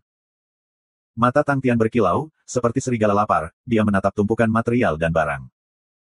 Kami tidak punya banyak waktu. Sima Xiao mengingatkan. Dari mereka semua, satu-satunya yang bisa tetap tenang di Gunung Kekayaan adalah Scorpio King. Terakhir kali Tian mengosongkan gudang, dia telah menghabiskan sepanjang malam, tetapi gudang malam itu salah dibandingkan dengan yang ada di depan mereka. Pedagang barat telah memindahkan semua jenis bahan dan barang, dan jika mereka ingin membawanya pergi, itu akan membutuhkan tenaga yang sangat besar, dan tidak diragukan lagi merupakan proses yang besar. Dia agak khawatir, Tang Tian akan menunda waktu karena kekayaan di depan mereka. Terlalu banyak, dan sangat sedikit orang yang bisa menjaga ketenangannya di depan kekayaan seperti itu. Ada 7 batu permata batu air mata darah, kekayaannya jauh melebihi semua gudang yang mereka rampas ditambah bersama. Sebagian besar bahan memiliki sein kristal di dalamnya, dan semuanya ditumpuk ke bukit yang menarik. Apa yang tidak diketahui oleh Tang Tian dan yang lainnya adalah bahwa meskipun orang-orang suci tidak secara khusus menyaring kristal suci, tetapi mereka tahu keberadaannya. Bahan yang kaya dengan sein kristal biasanya ditampilkan karakteristik yang luar biasa, dan sebagian besar dari mereka adalah bahan kelas tinggi. Sebagian besar digunakan untuk wilayah inti kota, lunas kapal perang, atau instalasi kunci del. Pedagang barat perlu membangun Blue Wind City yang bahkan lebih megah dan megah, sehingga mereka membutuhkan bahan yang lebih bermutu. Sima Xiao tahu nilai sein crystals, dan dengan bahan bermutu tinggi, jumlah sein crystals terakumulasi sangat tinggi. Tapi, sesuai dengan Dan EBSP, rencanakan, mereka tidak punya banyak waktu. Langkah-langkah berikut ini sangat penting, dan jika mereka melewatkannya, tidak mungkin untuk mendapatkan kesempatan lain. Gelombang kontrol, kamu harus mengontrol gelombang, Sima Xiao bergumam di dalam hatinya. Dari kelihatannya, kekayaan di depan semua orang terlalu kuat, tetapi pegangan pada langkah pertama lebih menguntungkan. Gelombang anak muda yang seperti Tuhan, kamu telah menciptakan begitu banyak mukjizat, kamu pasti bisa menimbang pentingnya masalah ini. Gelombang. Tang Tian yang mengamati materi menatap kosong pada mereka, seperti patung. Tang Tian tidak pernah berpikir untuk membiarkan materi itu pergi. Meskipun ada saat-saat ia bertindak seperti tiran kaya, tetapi menyerahkan kekayaan jelas bukan karakternya. Dia juga tahu pentingnya rencana itu, tetapi dia jelas bahwa setelah mereka melaksanakan rencana itu, mereka tidak akan pernah kembali ke Blue Wind City. Gelombang, apakah kamu bercanda? Gelombang. Tidak dapat menyerah pada kekayaan dan dengan urgensi, Tang Tian merasa seolah-olah dia jatuh dalam situasi putus asa, dan otaknya yang menyedihkan bekerja dengan panik. Sima Xiao tidak bisa menahan diri untuk tidak menasihatinya lagi, ketika Tang Tian tiba-tiba menamparkan kepalanya dengan mata yang semakin cerah, aku punya ide. Kota Tiga Roh. Tang Tian tiba-tiba muncul, menyebabkan Pipa segera menjadi cemas, ketika dia berpikir bahwa sesuatu telah terjadi. Tapi dia tidak pernah berharap Tang Tian meminta kartu roh. Gelombang kartu spirit. Gelombang. Pipa terkejut. Konstelasi utama Ursa telah lama membentuk kekuatannya, dan sementara jumlah orang suci mewakili kekuatan kelas atas, seniman bela diri tanpa energi masih merupakan bagian utama dari konstelasi utama Ursa. Kebutuhan kartu roh telah turun secara substansial, sehingga gudang memiliki tumpukannya. Yang lebih mengejutkan Pipa adalah bahwa Tang Tian benar-benar memilih kartu roh kelas terendah, kartu roh kelas perunggu. Di dalam barak tentara No. 07 di mana mereka tidak datang untuk waktu yang lama, sepertinya tidak ada yang berubah, kecuali rumput yang tumbuh terlalu tinggi. Ruang roh tetap sama, dan pintu perunggu tua dan sederhana itu berdiri dengan tenang. Tang Tian memikirkan Tang Yi, dan Tang Chou, dan tidak bisa menahan senyum, saat dia menekan waktu, dia tidak punya waktu untuk bernostalgia, dan segera bergerak, menggunakan kartu roh kelas perunggu di ruang roh. Itu benar, dia berencana menggunakan Jenderal Roh. Kartu roh kelas perunggu adalah kelas rendah, pintu perunggu ruang roh terlintas dengan aura cahaya, dan sebuah roh muncul di depan Tang Tian. Ketika dia menggunakan kartu roh kelas perunggu, ruang roh mengubahnya menjadi Jenderal Roh kelas terendah. Itu memiliki aura yang sangat lemah, wajahnya tampak tertutup kabut tanpa tubuh yang sepenuhnya membeku, kecuali anggota tubuhnya. Tang Tian mencoba memberi arwah umum beberapa perintah, sehingga menjadi agak tidak canggih dan bereaksi lambat, dan hanya bisa menerima perintah sederhana. Tang Tian kemudian mencoba menggunakannya untuk memindahkan barang-barang, dan menyadari bahwa itu memiliki kekuatan, dan langsung senang. Selain menghasilkan baj Jenderal Roh kelas perunggu, Tang Tian mengeluarkan Yaya. Yaya terus menggali, dan setelah melihat Tang Tian, itu menjerit dengan gembira, terus-menerus, Yi Yaya, menyebabkan Wang Tian merasa bersalah, karena ia sudah lama meninggalkan Yaya. Ketika Tang Tian memberitahu Yaya tentang masalah ini, Yaya Pat menarik dadanya, dan kemudian mengeluarkan tentara binatang mekaniknya. Ketika Tang Tian membawa pasukan binatang mekanik dan Jenderal Roh kembali ke rumah pedagang barat, semua orang terkejut. Gelombang begitu banyak tenaga kerja.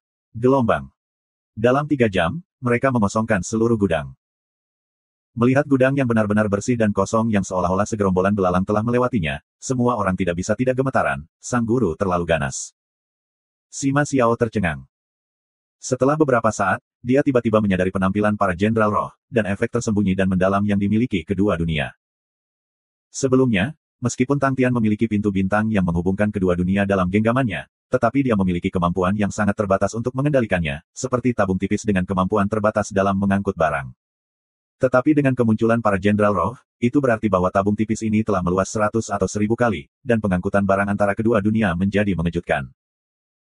Mengimpor barang-barang dari dunia baru akan sangat mengubah Heaven's Road dan Secret Saint Galaxy, dua dunia yang sama sekali berbeda. Itu juga berarti bahwa, dua dunia sudah mulai benar-benar bergabung. Di dalam halaman tempat nyala api menyinari langit, api juga menerangi wajah Sima Xiao yang terkejut. Melihat rumah kosong dan bisu terlihat di wajah orang lain, dia tiba-tiba tertawa.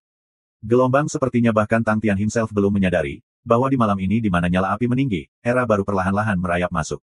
Gelombang.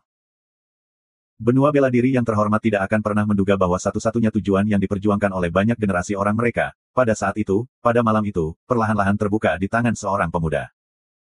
Sima Xiao tiba-tiba merasa bahwa dia agak beruntung, untuk dapat secara pribadi menyaksikan momen bersejarah. Bersiaplah untuk pindah. Suara Tang Tian mematahkan pemikiran Sima Xiao, dan dia berbalik untuk melihat Tang Tian. Gelombang matanya sangat jelas, siapa yang tahu bahwa dia sebenarnya serigala rakus dan serakah. Gelombang. Gelombang sungguh seorang pria yang tak seorang pun bisa melihatnya. Gelombang. Sima Xiao telah bepergian dengan Tang Tian selama beberapa waktu, tetapi dia masih merasa bahwa dia tidak dapat memahami pemuda yang naif dan bodoh ini. Dia serakah, dia tenang dan dingin, semuanya nyata, tetapi perubahan suasana hatinya selalu sangat tiba-tiba. Api dilemparkan ke gudang kosong, dan langsung mengubah gudang menjadi lautan api. Ayo pergi. Tang Tian melayang tinggi ke udara. Sima Xiao membawa kal yang bengong, dan mengikuti di belakang. Qiu Suhua menatap keluar jendela dengan bingung. Pertempuran sengit menerangi seluruh laut energi. Bai Yue seperti barang palsu baginya, dan dia memikirkan segala macam metode untuk menyingkirkannya. Kedua belah pihak telah saling bertarung bola-balik berkali-kali, dan saling kenal. Dibandingkan dengan tentara pagoda suci yang sudah berkembang dan terkenal, Bai Yue bahkan lebih gesit dan fleksibel, menyebabkan Qiu Suhua sakit kepala. Dia telah mencoba berbagai metode untuk menangani Bai Yue, bahkan jika dia harus menderita kerugian, dia bersedia melakukannya. Siapa yang tahu bahwa Bai Yue benar-benar terlalu licik, setiap kali dia menerima umpan mereka, dan kelihatannya Qiu Suhua akan bersama dia, pada saat yang paling penting, Bai Yue akan menyelinap pergi. Standar komando tinggi Bai Yue membuat Qiu Suhua mengaguminya, sampai ingin merekrutnya di bawah panji-panjinya setelah Bai Yue menyerah ketika pertempuran terjadi. Untungnya, meskipun Qiu Suhua tidak bisa melakukan apapun pada Bai Yue juga tidak bisa melakukan apapun pada Qiu Suhua, dan kedua belah pihak mempertahankan kebuntuan yang aneh. Tapi, kebuntuan aneh ini dilanggar oleh permohonan Gou Cheng Wendao untuk dukungan. Qiu Suhua tidak bisa melupakan ketidakpercayaan yang dimilikinya saat menerima permohonan Gou Cheng Wendao. Dia percaya pada pandangannya sendiri, dan jelas dari standar Gou Cheng Wendao. 5 jenderal besar mungkin berbeda, tetapi semua dari mereka hampir setara satu sama lain. Semua kapal perang hampir musnah. Tidak ada yang akan percaya bahwa kegagalan itu datang dari Gou Cheng Wendao. Tapi Gou Cheng Wendao adalah orang yang secara pribadi meminta dukungan, dan telah menjelaskan secara rinci alasan kehilangannya. Setelah membaca semuanya sekali, Qiu Suhua tertegun, dan baru sadar kembali setelah 1 jam. Ketika dia pulih, rasa takut yang kuat menguasai dirinya. Pada satu pandangan, itu hanya kapal perang tentara yang dihancurkan, tetapi efek yang dimilikinya terhadap seluruh pertempuran tetap absolut. Gou Cheng Wendao juga melihat bahwa mereka mulai kehilangan keunggulan langkah pertama mereka, dan karenanya secara pribadi mencari bantuan dari Qiu Suhua. Tanpa ragu-ragu, Qiu Suhua segera bergerak menuju benua Sang dengan kecepatan penuh, tapi Bai Yue tidak berhubungan dan terus mengejarnya dengan sungguh-sungguh, terus-menerus terlibat dalam pertempuran dengannya, menyebabkan kecepatan sayap menjadi tertunda. Qiu Suhua tahu bahwa jika terus berlanjut, situasinya hanya akan menjadi lebih buruk. Aku butuh orang untuk memecahkannya. Qiu Suhua berkata, tatapannya menyapu beberapa jenderal. Dia tidak memilih mereka, karena itu adalah misi bunuh diri, dengan praktis tidak ada peluang untuk selamat. Tapi dia tidak punya pilihan lain, jika dia tidak melepaskan diri dari Bai Yue, mereka tidak akan bisa bergegas ke benua Sang untuk membantu Gou Cheng Wendao. Semakin lama mereka menunda, semakin buruk jadinya. Hanya yang berani yang mau mematahkan pergelangan tangan mereka ketika mereka tidak punya pilihan lain. Bawahan ini bersedia. Seorang pria bertubuh besar dan kuat berbicara. Wei Yue, tangan kanan Qiu Suhua, berbicara dengan ekspresi penuh tekad. Qiu Suhua menatap Wei Yue untuk waktu yang lama, merasakan sakit di hatinya, sebelum ekspedisi, yang akan tahu bahwa pertempuran sebenarnya akan menjadi begitu putus asa. Dari 3 jenderal bawahan langsungnya, Feng Yunman telah mengorbankan dirinya, dan sekarang Wei Yue akan dikorbankan juga, hanya akan ada Ziche Jiajing yang tersisa. Unit Wei Yue bergegas keluar, memberikan mayoritas pasukan kesempatan untuk berjuang bebas dan bergegas maju. Ketika dia mendengar ledakan di belakang mereka secara bertahap menjadi lebih lembut, dan armada yang menghilang, Qiu Suhua tidak lagi menahannya, dan air mata mulai turun dari matanya. Dia tidak mengerti mengapa perang tanpa sadar menjadi begitu mengerikan. Xie Yuan sangat sibuk, tetapi ketika dia menerima pesanan berikutnya, dia menjadi bersemangat dan bersemangat. Setelah menjadi duta untuk perekrutan, hasilnya luar biasa, tetapi setelah ditarik dari kehidupan yang penuh asap dan pertempuran, itu membuatnya sangat tidak nyaman. Untungnya, Bing tidak akan pernah meninggalkan jenderal militer yang luar biasa seperti itu untuk tidak melakukan apa-apa. Setelah mengisi kembali barisan tentara, Xie Yuan menerima tugas rahasia, yaitu diam-diam meninggalkan Persekutuan Selatan. Dia hanya memiliki satu misi, yaitu menembak Mo Xin. Dengan menggunakan metode apapun, dia harus menembak jatuh Mo Xin, dan menunda jalan mundur Mo Xin. Pada awalnya, Xie Yuan memiliki banyak kecurigaan mengenai misi, tetapi dia tidak banyak bertanya, dan pergi untuk melaksanakannya dengan sungguh-sungguh. Baru pada hari sebelumnya, ketika dia mendengar tentang armada Gou Cheng Wendao hancur, itulah yang dia sadari. Jadi karena itu, dia merasa sangat menghormati Master Bing, benar-benar tidak dapat memahami bagaimana guru melakukannya. Dan sekarang, saatnya untuk ujiannya. Seluruh tubuhnya dipenuhi dengan semangat juang. Sebelumnya, meskipun Xie Yuan tidak menolak menjadi duta besar untuk perekrutan, dia marah karena memikirkannya. Dia adalah seorang introvert, dan tidak suka berada di panggung dan melakukan hubungan masyarakat, tetapi sebagai seorang prajurit, dia harus tanpa syarat menerima semua pesanan, dan itu malah membuatnya bekerja lebih keras. Tanpa sadar, dia sudah mencapai status yang tidak pernah dia pikirkan sebelumnya. Dia sudah menjadi jenderal militer paling terkenal di Aliansi Selatan. Di wilayah selatan, banyak orang tidak tahu siapa komandan tertinggi dari Aliansi Selatan itu, tetapi semua orang tahu siapa Xie Yuan. Dia tidak kehilangan dirinya atas keberhasilan dan pengakuan. Pertarungan hidup dan mati yang mengejutkan di Ocean Guardian Stronghold telah meninggalkan bekas yang tidak bisa dilepaskan darinya. Hidup dan mati begitu pahit dan kejam. Dia selamat, tetapi banyak dari teman-temannya tewas, dan itu adalah kerugian terbesar dan paling pahit yang tentara Swift ever suffer sejak wajib militernya. Dia tetap diam saat mencernanya, karena dia bekerja lebih keras. Meskipun dia tidak suka bekerja sebagai duta besar, dia memberikan segalanya, dan jejak kakinya dapat ditemukan di semua drive perekrutan. Dia pragmatis meskipun dicadangkan, tetapi itu tidak menurunkan prestisenya, tetapi malah membuatnya semakin mendapatkan pujian. Berbagai benua wilayah selatan semuanya sangat menghormatinya dan memujinya. Misi Xie Yuan karenanya mendapat manfaat darinya. Ketika Xie Yuan menerima misi, pertanyaan yang ada dalam benaknya adalah bagaimana cara menunda Mo Xin. Meskipun Swift Army telah diisi ulang di barisannya, dan standar prajurit yang baru direkrut sangat tinggi, tetapi dia membutuhkan waktu untuk membentuk kekuatan tempur yang sebenarnya. Jika aku tidak mengandalkan Swift Army, bagaimana aku bisa menyelesaikan misi? Lalu, Xie Yuan memikirkan ide yang kurang ajar. Mo Xin mengamati pertempuran berakhir, ketika gumpalan kabut melintas di benaknya. Dari tim mereka mulai kembali pada hari sebelumnya, itu sudah pertempuran keempat. Intensitas pukulan tidak tinggi, dan musuh tampaknya tidak memiliki banyak tekad dan keuletan, dan hanya mengandalkan struktur pertahanan untuk melawan mereka. Sebagian besar waktu yang mereka habiskan untuk bertempur adalah mengalahkan struktur pertahanan. Ketika struktur pertahanan jatuh, pasukan musuh akan membuyarkan kebingungan, menunjukkan bahwa mereka hanyalah segerombolan orang. Tapi, setelah terus-menerus bertemu gerombolan orang, itu membuat Mo Xin berhati-hati. Misi awalnya adalah untuk menarik perhatian wilayah selatan, untuk mencegah pasukan mereka bertemu dengan Aliansi Selatan.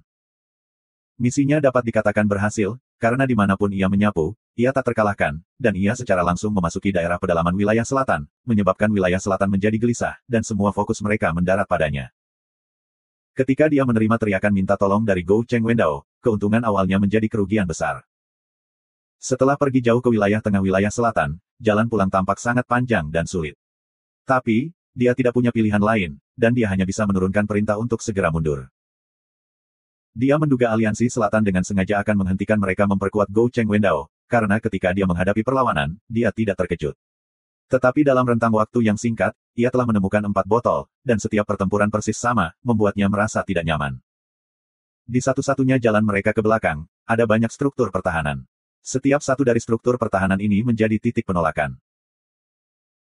Struktur pertahanannya tidak bermutu tinggi, dan tampaknya dibuat tanpa memperhatikan kualitas. Jelas bahwa itu adalah hasil kerja para musuh yang terburu-buru. Namun, semua struktur pertahanan ini cukup kokoh, dan jauh lebih dapat diandalkan daripada seperti apa bentuknya.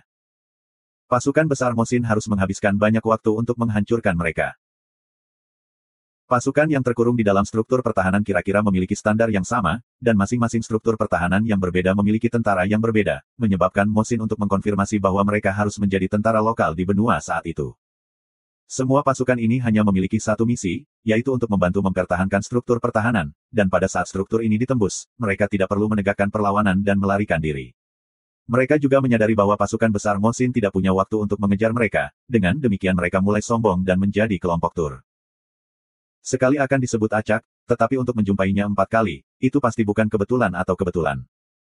Selain itu, semua struktur pertahanan yang ceroboh namun kokoh ini membuat Mosin memikirkan satu orang, Xie Yuan.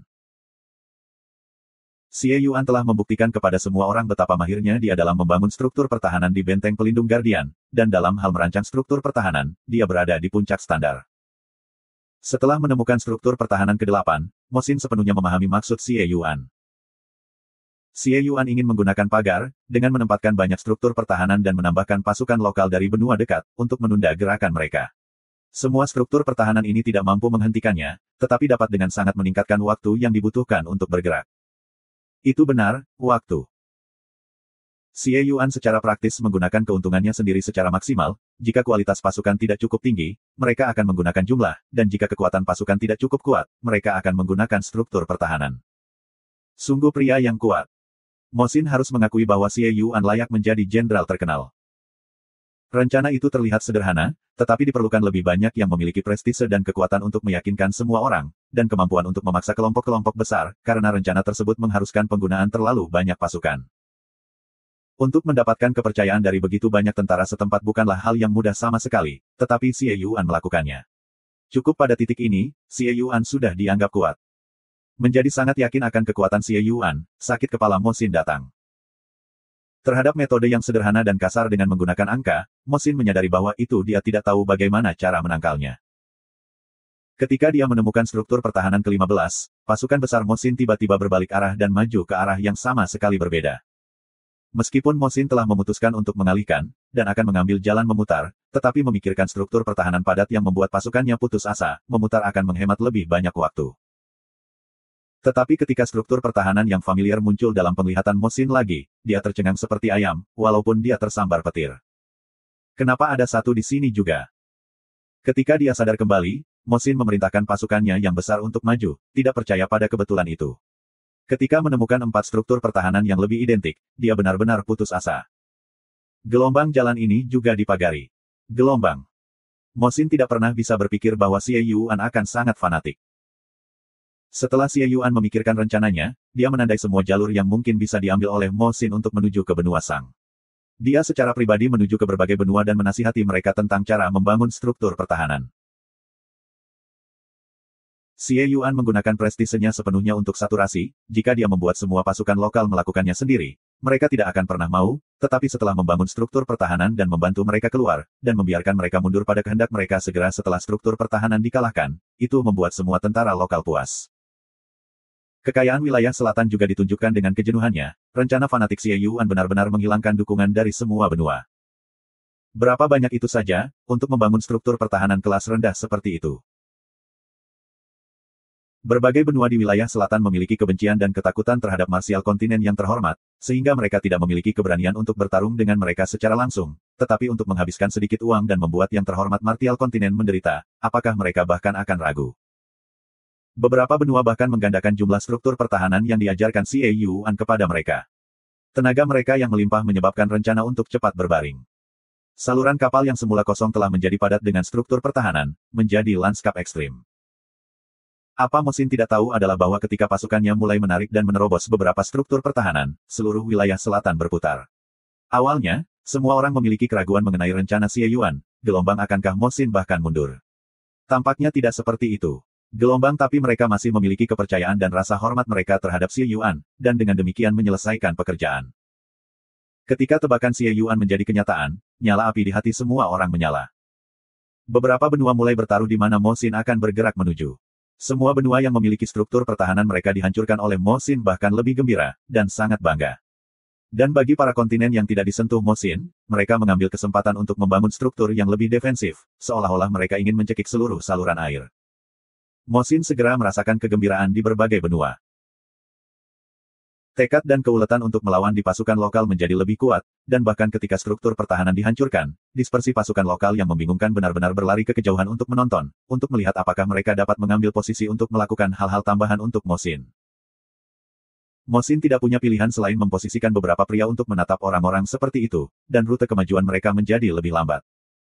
Struktur pertahanan padat di perairan membuat Mosin benar-benar putus asa. Sudah mustahil bagi mereka untuk menggunakan jalur air untuk kembali, dan satu gerakan Xie Yuan telah membuat mereka macet. Dengan desakan waktu yang mendesak, mereka bahkan tidak akan mencapai benua Sang dalam 1 tahun menggunakan kecepatan seperti itu. Satu-satunya cara Mosin pergi adalah untuk menghindari saluran air. Laut energi sangat luas tanpa akhir, selain dari beberapa saluran air yang ada, masih ada banyak wilayah yang tidak pernah dilewati orang.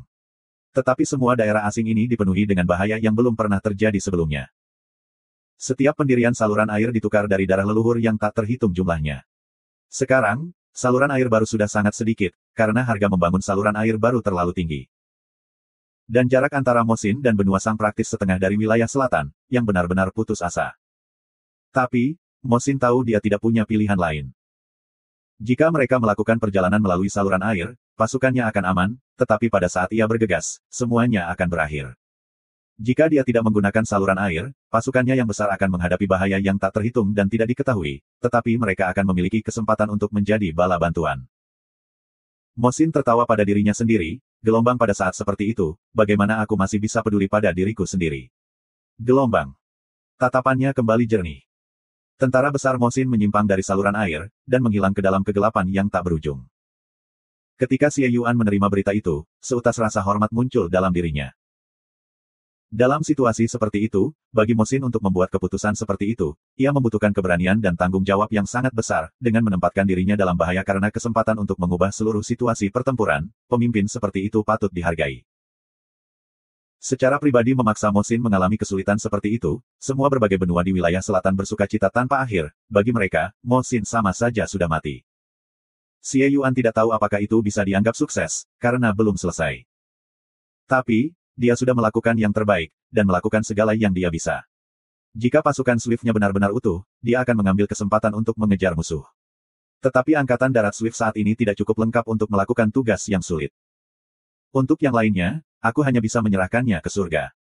Aku telah melakukan semua yang ada yang bisa kulakukan, dan sisanya terserah surga. Xie Yuan menekan suasana hatinya, dia tidak senang atau cemberut tentang hal itu. Lawannya tidak biasa, tetapi pada dasarnya, semua jenderal terkenal di bawah surga, dan juga memiliki bawahan dengan keberanian dan martabat yang sama. Tapi, dia bisa menjadi fajar kemenangan. Lance memiliki tatapan puas, karena dia bangga akan kesuksesannya. Bantuan Putra Suci Charles telah mendorongnya untuk menjadi pihak yang diuntungkan. Ini bisa dilihat dari jumlah hadiah yang diberikan pedagang barat kepadanya. Letnan Jenderal Oliver telah dihukum, membiarkan Lance menjadi orang yang paling berkuasa di wilayah barat, dan dengan demikian pedagang barat secara alami akan datang menggonggong pohonnya. Lance tidak hanya menolak mereka, tetapi malah memenangkan mereka semua. Hari-hari sekarang sangat nyaman. Siapa yang mengira kita akan menjadi kaya? Kata Norman dengan emosional. Agak terlalu membosankan. Lance berkata dengan lemah, tidak ada pertempuran yang harus dilawan.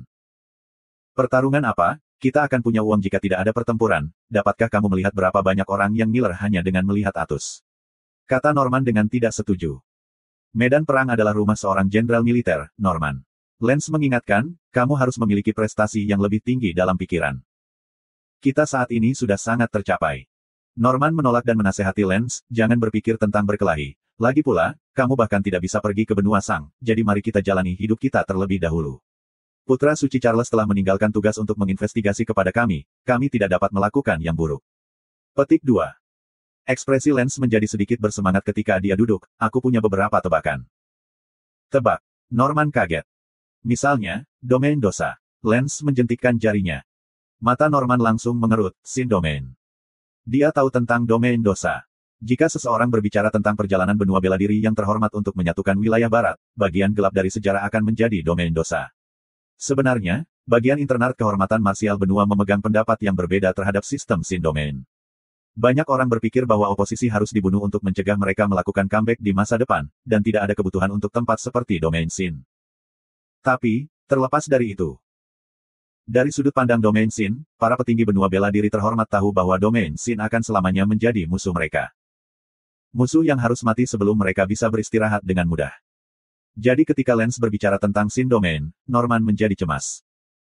Penampilan paling awal mereka adalah Whitefield Continent, dan kamu harus tahu bahwa itu adalah yang paling dekat dengan sin domain. Ekspresi Lance menjadi serius.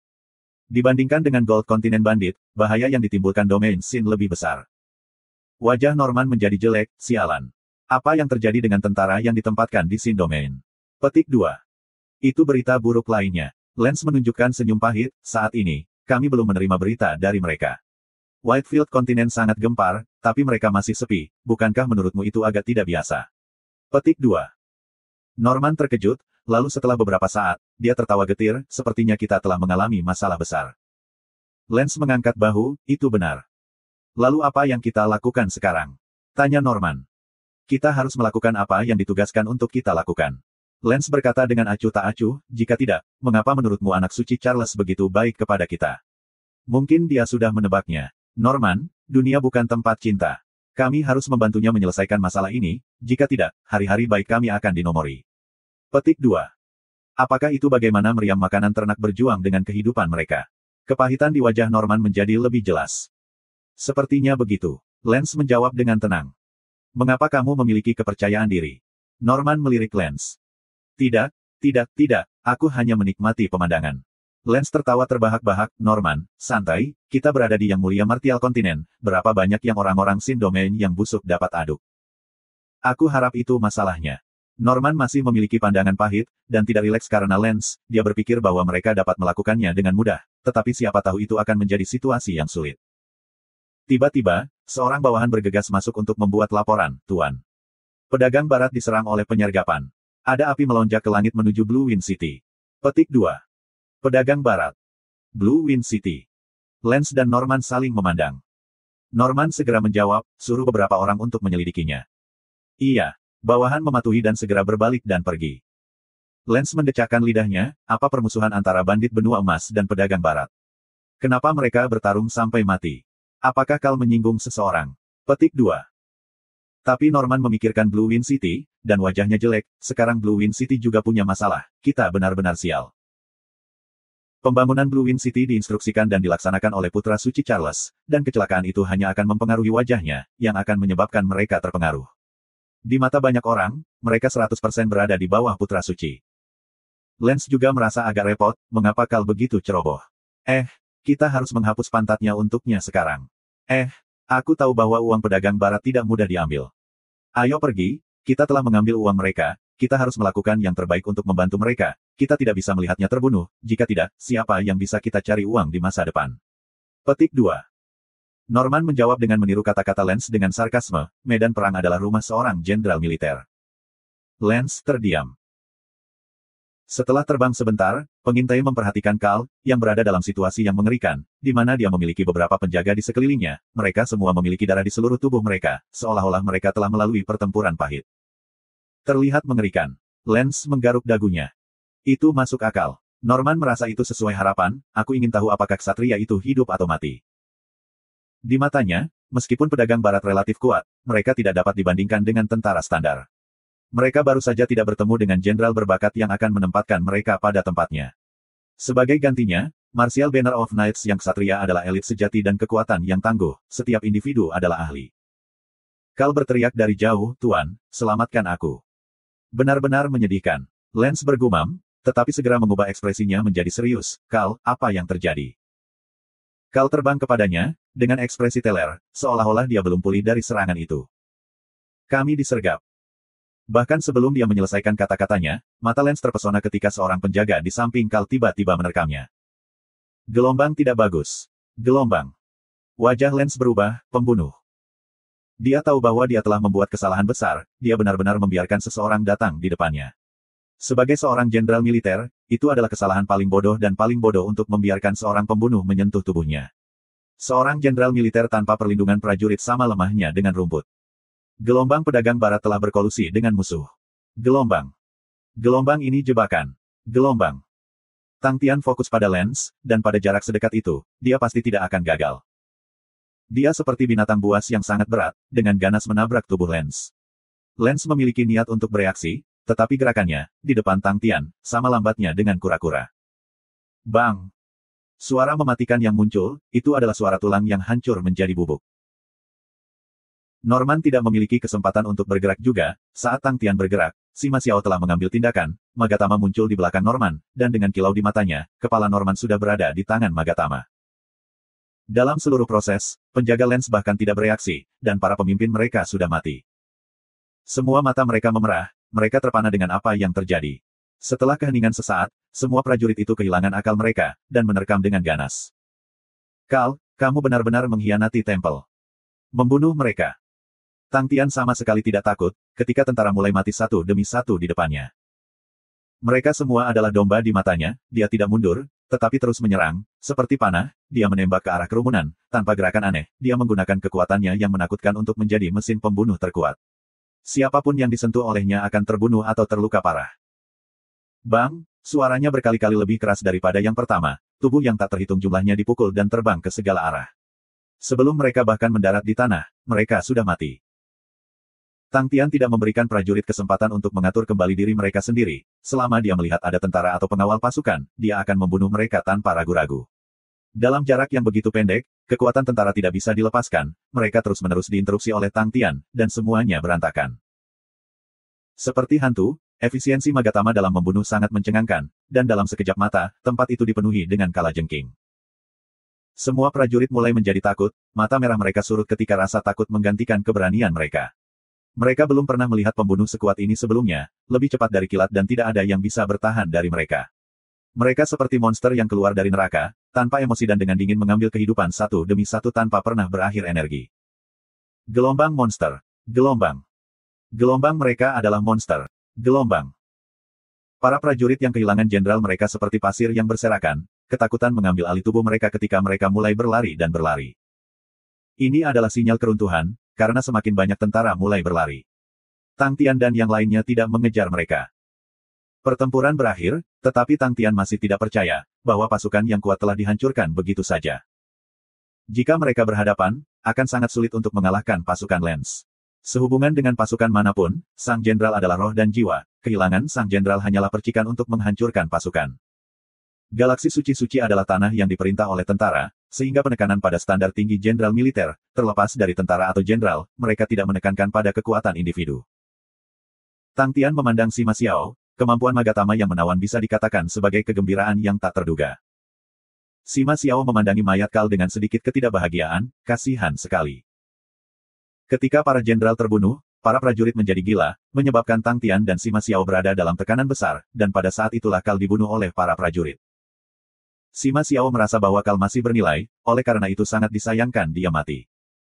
Tapi semua orang sangat puas bisa membunuh Lance dan Norman. Oliver telah dikirim kembali ke tempel, dan tentara Lance adalah satu-satunya pasukan lengkap dengan pasukan tempur yang mengancam di wilayah barat. Dengan Lance Army hancur, itu berarti wilayah barat daratan bela diri yang terhormat benar-benar kosong. Tempel pasti tidak akan duduk diam dan menonton Shin Domain mendapatkan kembali kekuatan mereka, dan mengirimkan lebih banyak tentara adalah satu-satunya pilihan mereka. Tang Tian telah menerima laporan pertempuran dari Bing, armada Gou Cheng Wendao telah menderita kerugian besar, Moxin terpaksa masuk ke wilayah yang tidak dikenal di Laut Energi, Qiu Suhua harus mengorbankan jenderalnya, dan pasukan tempel sedang ditarik. Adapun Tang Tian, misinya adalah membuat pasukan kuil meregang lebih tinggi, sehingga mereka dapat mengekspos perut lemah mereka, memberi Tang Tian kesempatan untuk melakukan serangan krusial. Ini baru permulaan. The Sin Domain seharusnya sudah bergerak dalam bayangan juga sekarang. Qian Hui telah mengingatkan Tang Tian bahwa kehilangan domain Sin hanya beberapa ratus tahun saja, dan pengaruh mereka terhadap tanah tidak akan hilang dengan mudah. Mereka dulunya penguasa tanah, selama mereka muncul lagi, tempel akan berada dalam posisi yang sulit. Tang Tian bersemangat tentang pertempuran berikut. Meskipun tidak ada lagi pertempuran yang mudah dan santai seperti yang dia lakukan dengan Lance, tetapi berjuang untuk konten Hisearts adalah yang paling favoritnya. Roger sudah mati. Sophie memiliki ekspresi dingin, seluruh tubuhnya mengeluarkan niat membunuh yang mengerikan, di mana bahkan panji ksatria bela diri yang terdekat tidak bisa mentolerirnya, menyebabkan mereka semua mundur beberapa langkah. Hanya beberapa detik yang lalu, tetua pesawat yang bertugas mengawasi api suci di kuil melaporkan dengan wajah pucat, bahwa api suci kehidupan Roger telah padam. Setiap ksatria menyerahkan hidup mereka ke kuil, di mana api kehidupan suci mereka berkobar, dan selama mereka mati, api suci akan padam. Wajah semua orang sama jeleknya, Pangeran Ksatria Bela Diri yang terhormat tidak hanya melindungi otoritas kuil.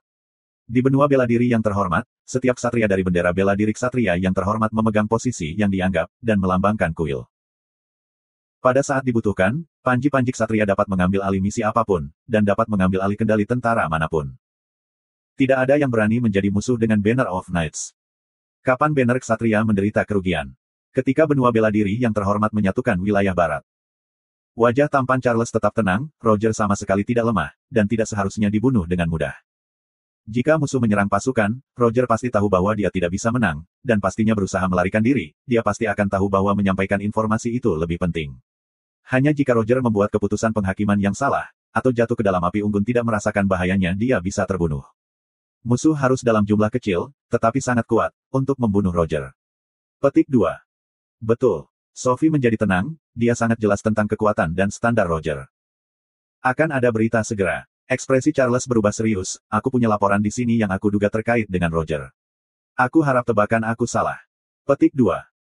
Sophie memperhatikan senyum pahit Charles, karena dia jarang melihat ekspresi seperti itu di wajahnya. Dalam ingatannya, Charles always mempertahankan dangkal dan N. BSP, tersenyumlah, kepercayaan dirinya begitu besar sehingga membuatnya jijik. Dia bertanya, laporan apa? Charles menghela napas dalam-dalam, itu ada hubungannya dengan Sin Domain, mereka kembali dari kematian. Sepertinya tentara yang kita hukum tidak melakukan pekerjaan dengan baik menjaga gerbang. Bandit benua emas, domain dosa, wilayah barat kita tampaknya sedang sibuk dengan aktivitas sekarang. Sophie tidak menyangka situasi menjadi begitu rumit. Mata Charles bersinar dengan tatapan menyeramkan, dan berkata dengan sungguh-sungguh, aku memiliki firasat yang sangat berbahaya.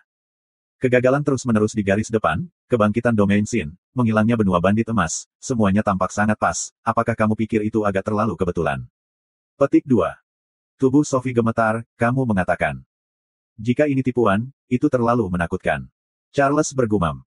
Mustahil. Sophie menggelengkan kepalanya, ada terlalu banyak kebetulan, dan terlalu banyak faktor acak. Aku merasa lebih mungkin kalau benua emas mencoba mengganggu ekspedisi selatan kita. Aliansi selatan datang dari Heaven's Road, tidak mungkin bagi mereka untuk mengetahui begitu banyak tentang kita. Peluang untuk menjadi Gold Continent lebih tinggi, aku khawatir benua emas telah lama menargetkan benua bela diri terhormat. Petik 2. Charles mengangguk setelah mendengar itu masuk akal. Benua emas juga harus tahu bahwa setelah menyelesaikan ekspedisi selatan, menyatukan seluruh galaksi suci-suci hanya akan berada di tikungan. Tapi pilihan waktu mereka sempurna. Petik 2. Benua emas dan benua bela diri yang terhormat, satu di timur dan satu di barat, keduanya merupakan kekuatan besar, kedua belah pihak selalu saling memandang dari jauh, tidak memiliki konflik kepentingan, tetapi keduanya menahan rasa takut satu sama lain. Seorang ksatria marsial terhormat tiba-tiba bergegas, membawa laporan baru. Ketika Charles selesai membacanya, wajahnya berubah menjadi hijau. Sophie mengambil alih laporan itu, dan ketika dia melihatnya, dia hampir tidak bisa mempercayai matanya sendiri. Lance dan Norman terbunuh oleh pembunuh, Cal telah berkolusi dengan musuh, tentara Lance menderita kerusakan parah. Cal. Charles mengertakkan giginya, wajahnya yang tampan berubah menjadi seram pada saat itu, dan berkata dengan dingin, pedagang barat berkolusi dengan musuh dengan maksud untuk memberontak, pergi dan selidiki sekarang. Investigasi menyeluruh. Aku ingin melihat manfaat apa yang diberikan musuh kepada mereka, agar mereka berani mengkhianati kuil. Petik 2. Iya, yang terhormat Martial Knight segera berbalik dan pergi. Sepertinya kita harus melakukan beberapa pembersihan, untuk mencegah orang lain memiliki ide yang sama. Nada bicara Charles tidak memiliki kehangatan di dalamnya. Kebangkitan domain Sin sudah membuat Charles berhati-hati, dan bagi pedagang barat yang berkolusi dengan musuh, itu benar-benar menegaskan keputusannya untuk melakukan pembersihan besar-besaran. Pada saat yang krusial dan rumit ini, stabilitas urusan internal adalah yang paling penting. Sophie tidak mengatakan apa-apa, dia masih tenggelam dalam keterkejutan. Di luar Letnan Jenderal, Lance memiliki potensi terbesar untuk menjadi jenderal besar berikutnya, kekuatan dan bakatnya jauh melebihi rekan-rekannya. Itulah alasan mengapa Charles berani menentukan dengan membawa Oliver ke Temple untuk dihukum, karena itu akan membantu menstabilkan posisi Lance. Dengan Lance terbunuh, wilayah barat benar-benar kosong. Dengan kebangkitan domain Sin dan bandit benua emas yang muncul entah dari mana, wilayah barat telah jatuh dalam bahaya yang akan segera terjadi. Kita harus mengirim seseorang ke sana. Kal mendapatkan kembali ketenangannya, kita harus segera mencari tahu apa yang terjadi di sana, dan dengan cepat menyelesaikan masalah ini. Semakin banyak penundaan, semakin tidak menguntungkan bagi kita. Petik 2. Oliver. Tidak. Kal menggelengkan kepalanya, kami baru saja menjatuhkan hukumannya, jika kita ingin menggunakannya sekarang, itu akan sangat mempengaruhi prestise Temple. Kirim Colin, beri dia wewenang untuk mengelola semua yang ada di sana, siapapun orang yang berani menentang perintah itu akan dibunuh di tempat. Petik 2. Sophie tahu tentang Colin, dia memiliki kemampuan luar biasa, dibandingkan dengan Lance yang sedikit malas, dia melakukan sesuatu dengan lebih tegas. Lalu bagaimana dengan kita? Kami akan bersiap untuk pergi ke benua Sang. Charles memutuskan, apapun gerakan yang ingin mereka mainkan, selama kita menemukan jalurnya, kemenangan akan menjadi milik kita. Melihat tekad Charles, Sophie mengangguk. Ling Su menarik napas dalam-dalam, dia sudah mempersiapkan waktu yang lama untuk penyergapan. Sebelum pertempuran, dia hanya bisa menonton ketika Kren berkeliling untuk membantai musuh, membangun banyak kontribusi dan membuat nama untuk dirinya sendiri. Bahkan Jing Hao, yang tertinggal untuk melindungi benua Sang, mengendalikan pusaran energi sambil bekerja sama dengan Kren, dan entah bagaimana menghancurkan armada musuh. Gelombang bagaimana dengan aku bahkan belum membuat kontribusi terkecil. Gelombang. Gelombang sialan. Gelombang. Selama periode waktu ini, dia terus melatih Silver Frost Mounts-nya. Dibandingkan dengan Silver Frost Mounts sejarah yang tak terkalahkan dan dicapai, bawahannya kurang terlalu banyak. Untungnya, dia memiliki Silver Frost Ship Honsel, di mana dia bisa memberikan teknik dan pelatihan Silver Frost Mount di dalamnya. Ling Su tahu bahwa dia bukan jenius atau tokoh besar, dia tidak memiliki kecerdasan keren, tetapi hanya memiliki keyakinan mutlak untuk bertarung. Meninggalkan hidupnya untuk bertarung, dan hanya dengan mempertaruhkan segalanya sambil melatih dan mempertaruhkan segalanya dalam pertempuran sesungguhnya, saat ini Ling Su muncul. Bagaimana kinerja tentara akan didasarkan pada bagaimana jenderal itu. Meskipun dia merasa tidak membuang waktu, Ling Su tidak pernah menemukan alasan, jika sudah malam, jika dia tidak memiliki prestasi, dia tidak memiliki prestasi, tidak ada alasan untuk itu. Siapapun yang mengacau hari ini akan ditombak olehku. Niat membunuh Ling Su melonjak saat dia menatap semua orang dengan tatapan tidak ramah. Iya. Semua orang menjawab dengan niat membunuh mereka sendiri, menahan rasa takut mereka. Yang mana dari mereka yang tidak sombong? Melihat teman-teman mereka berkelahi di medan perang, sementara mereka hanya bisa merangkak di lumpur, yang mana dari mereka yang tidak marah. Sasaran mereka adalah kapal-kapal pasokan marsial kontinen yang menuju Gou Cheng Wendao yang sedang menunggu bala bantuan. Yang paling dekat dengannya adalah pasukan pasokan yang sebelumnya diposisikan di rute pasokan. Di satu sisi, mereka harus memperkuat Gou Cheng Wendao, dan memastikan keamanan rute pasokan, menyebabkan tenaga mereka terbatas dan ketat. Adapun Ling Su, tugasnya adalah untuk memastikan bahwa tenaga kerja mereka menjadi lebih ketat. Pasokan kapal yang tidak memiliki perlindungan armada menjadi mangsa terbaik. Mereka datang, mereka datang. Salah satu pengintai berkata dengan penuh semangat. Di kejauhan, sebuah armada kecil muncul dalam penglihatan mereka. 3 kapal pasokan, dengan perlindungan 3 kapal perang skala kecil. Berpikir tentang armada besar dan luas yang menutupi langit, Ling Su tidak bisa membantu tetapi digerakkan, Kren dan Jing Hao benar-benar terlalu ganas. Jelas bahwa armada khawatir akan disergap, dan bergerak sangat hati-hati. Niat membunuh Ling Su jelas, tanpa mengatakan apapun, dia berbicara dengan dingin, bersiaplah. Semua keributan menghilang, karena semua orang menjadi serius.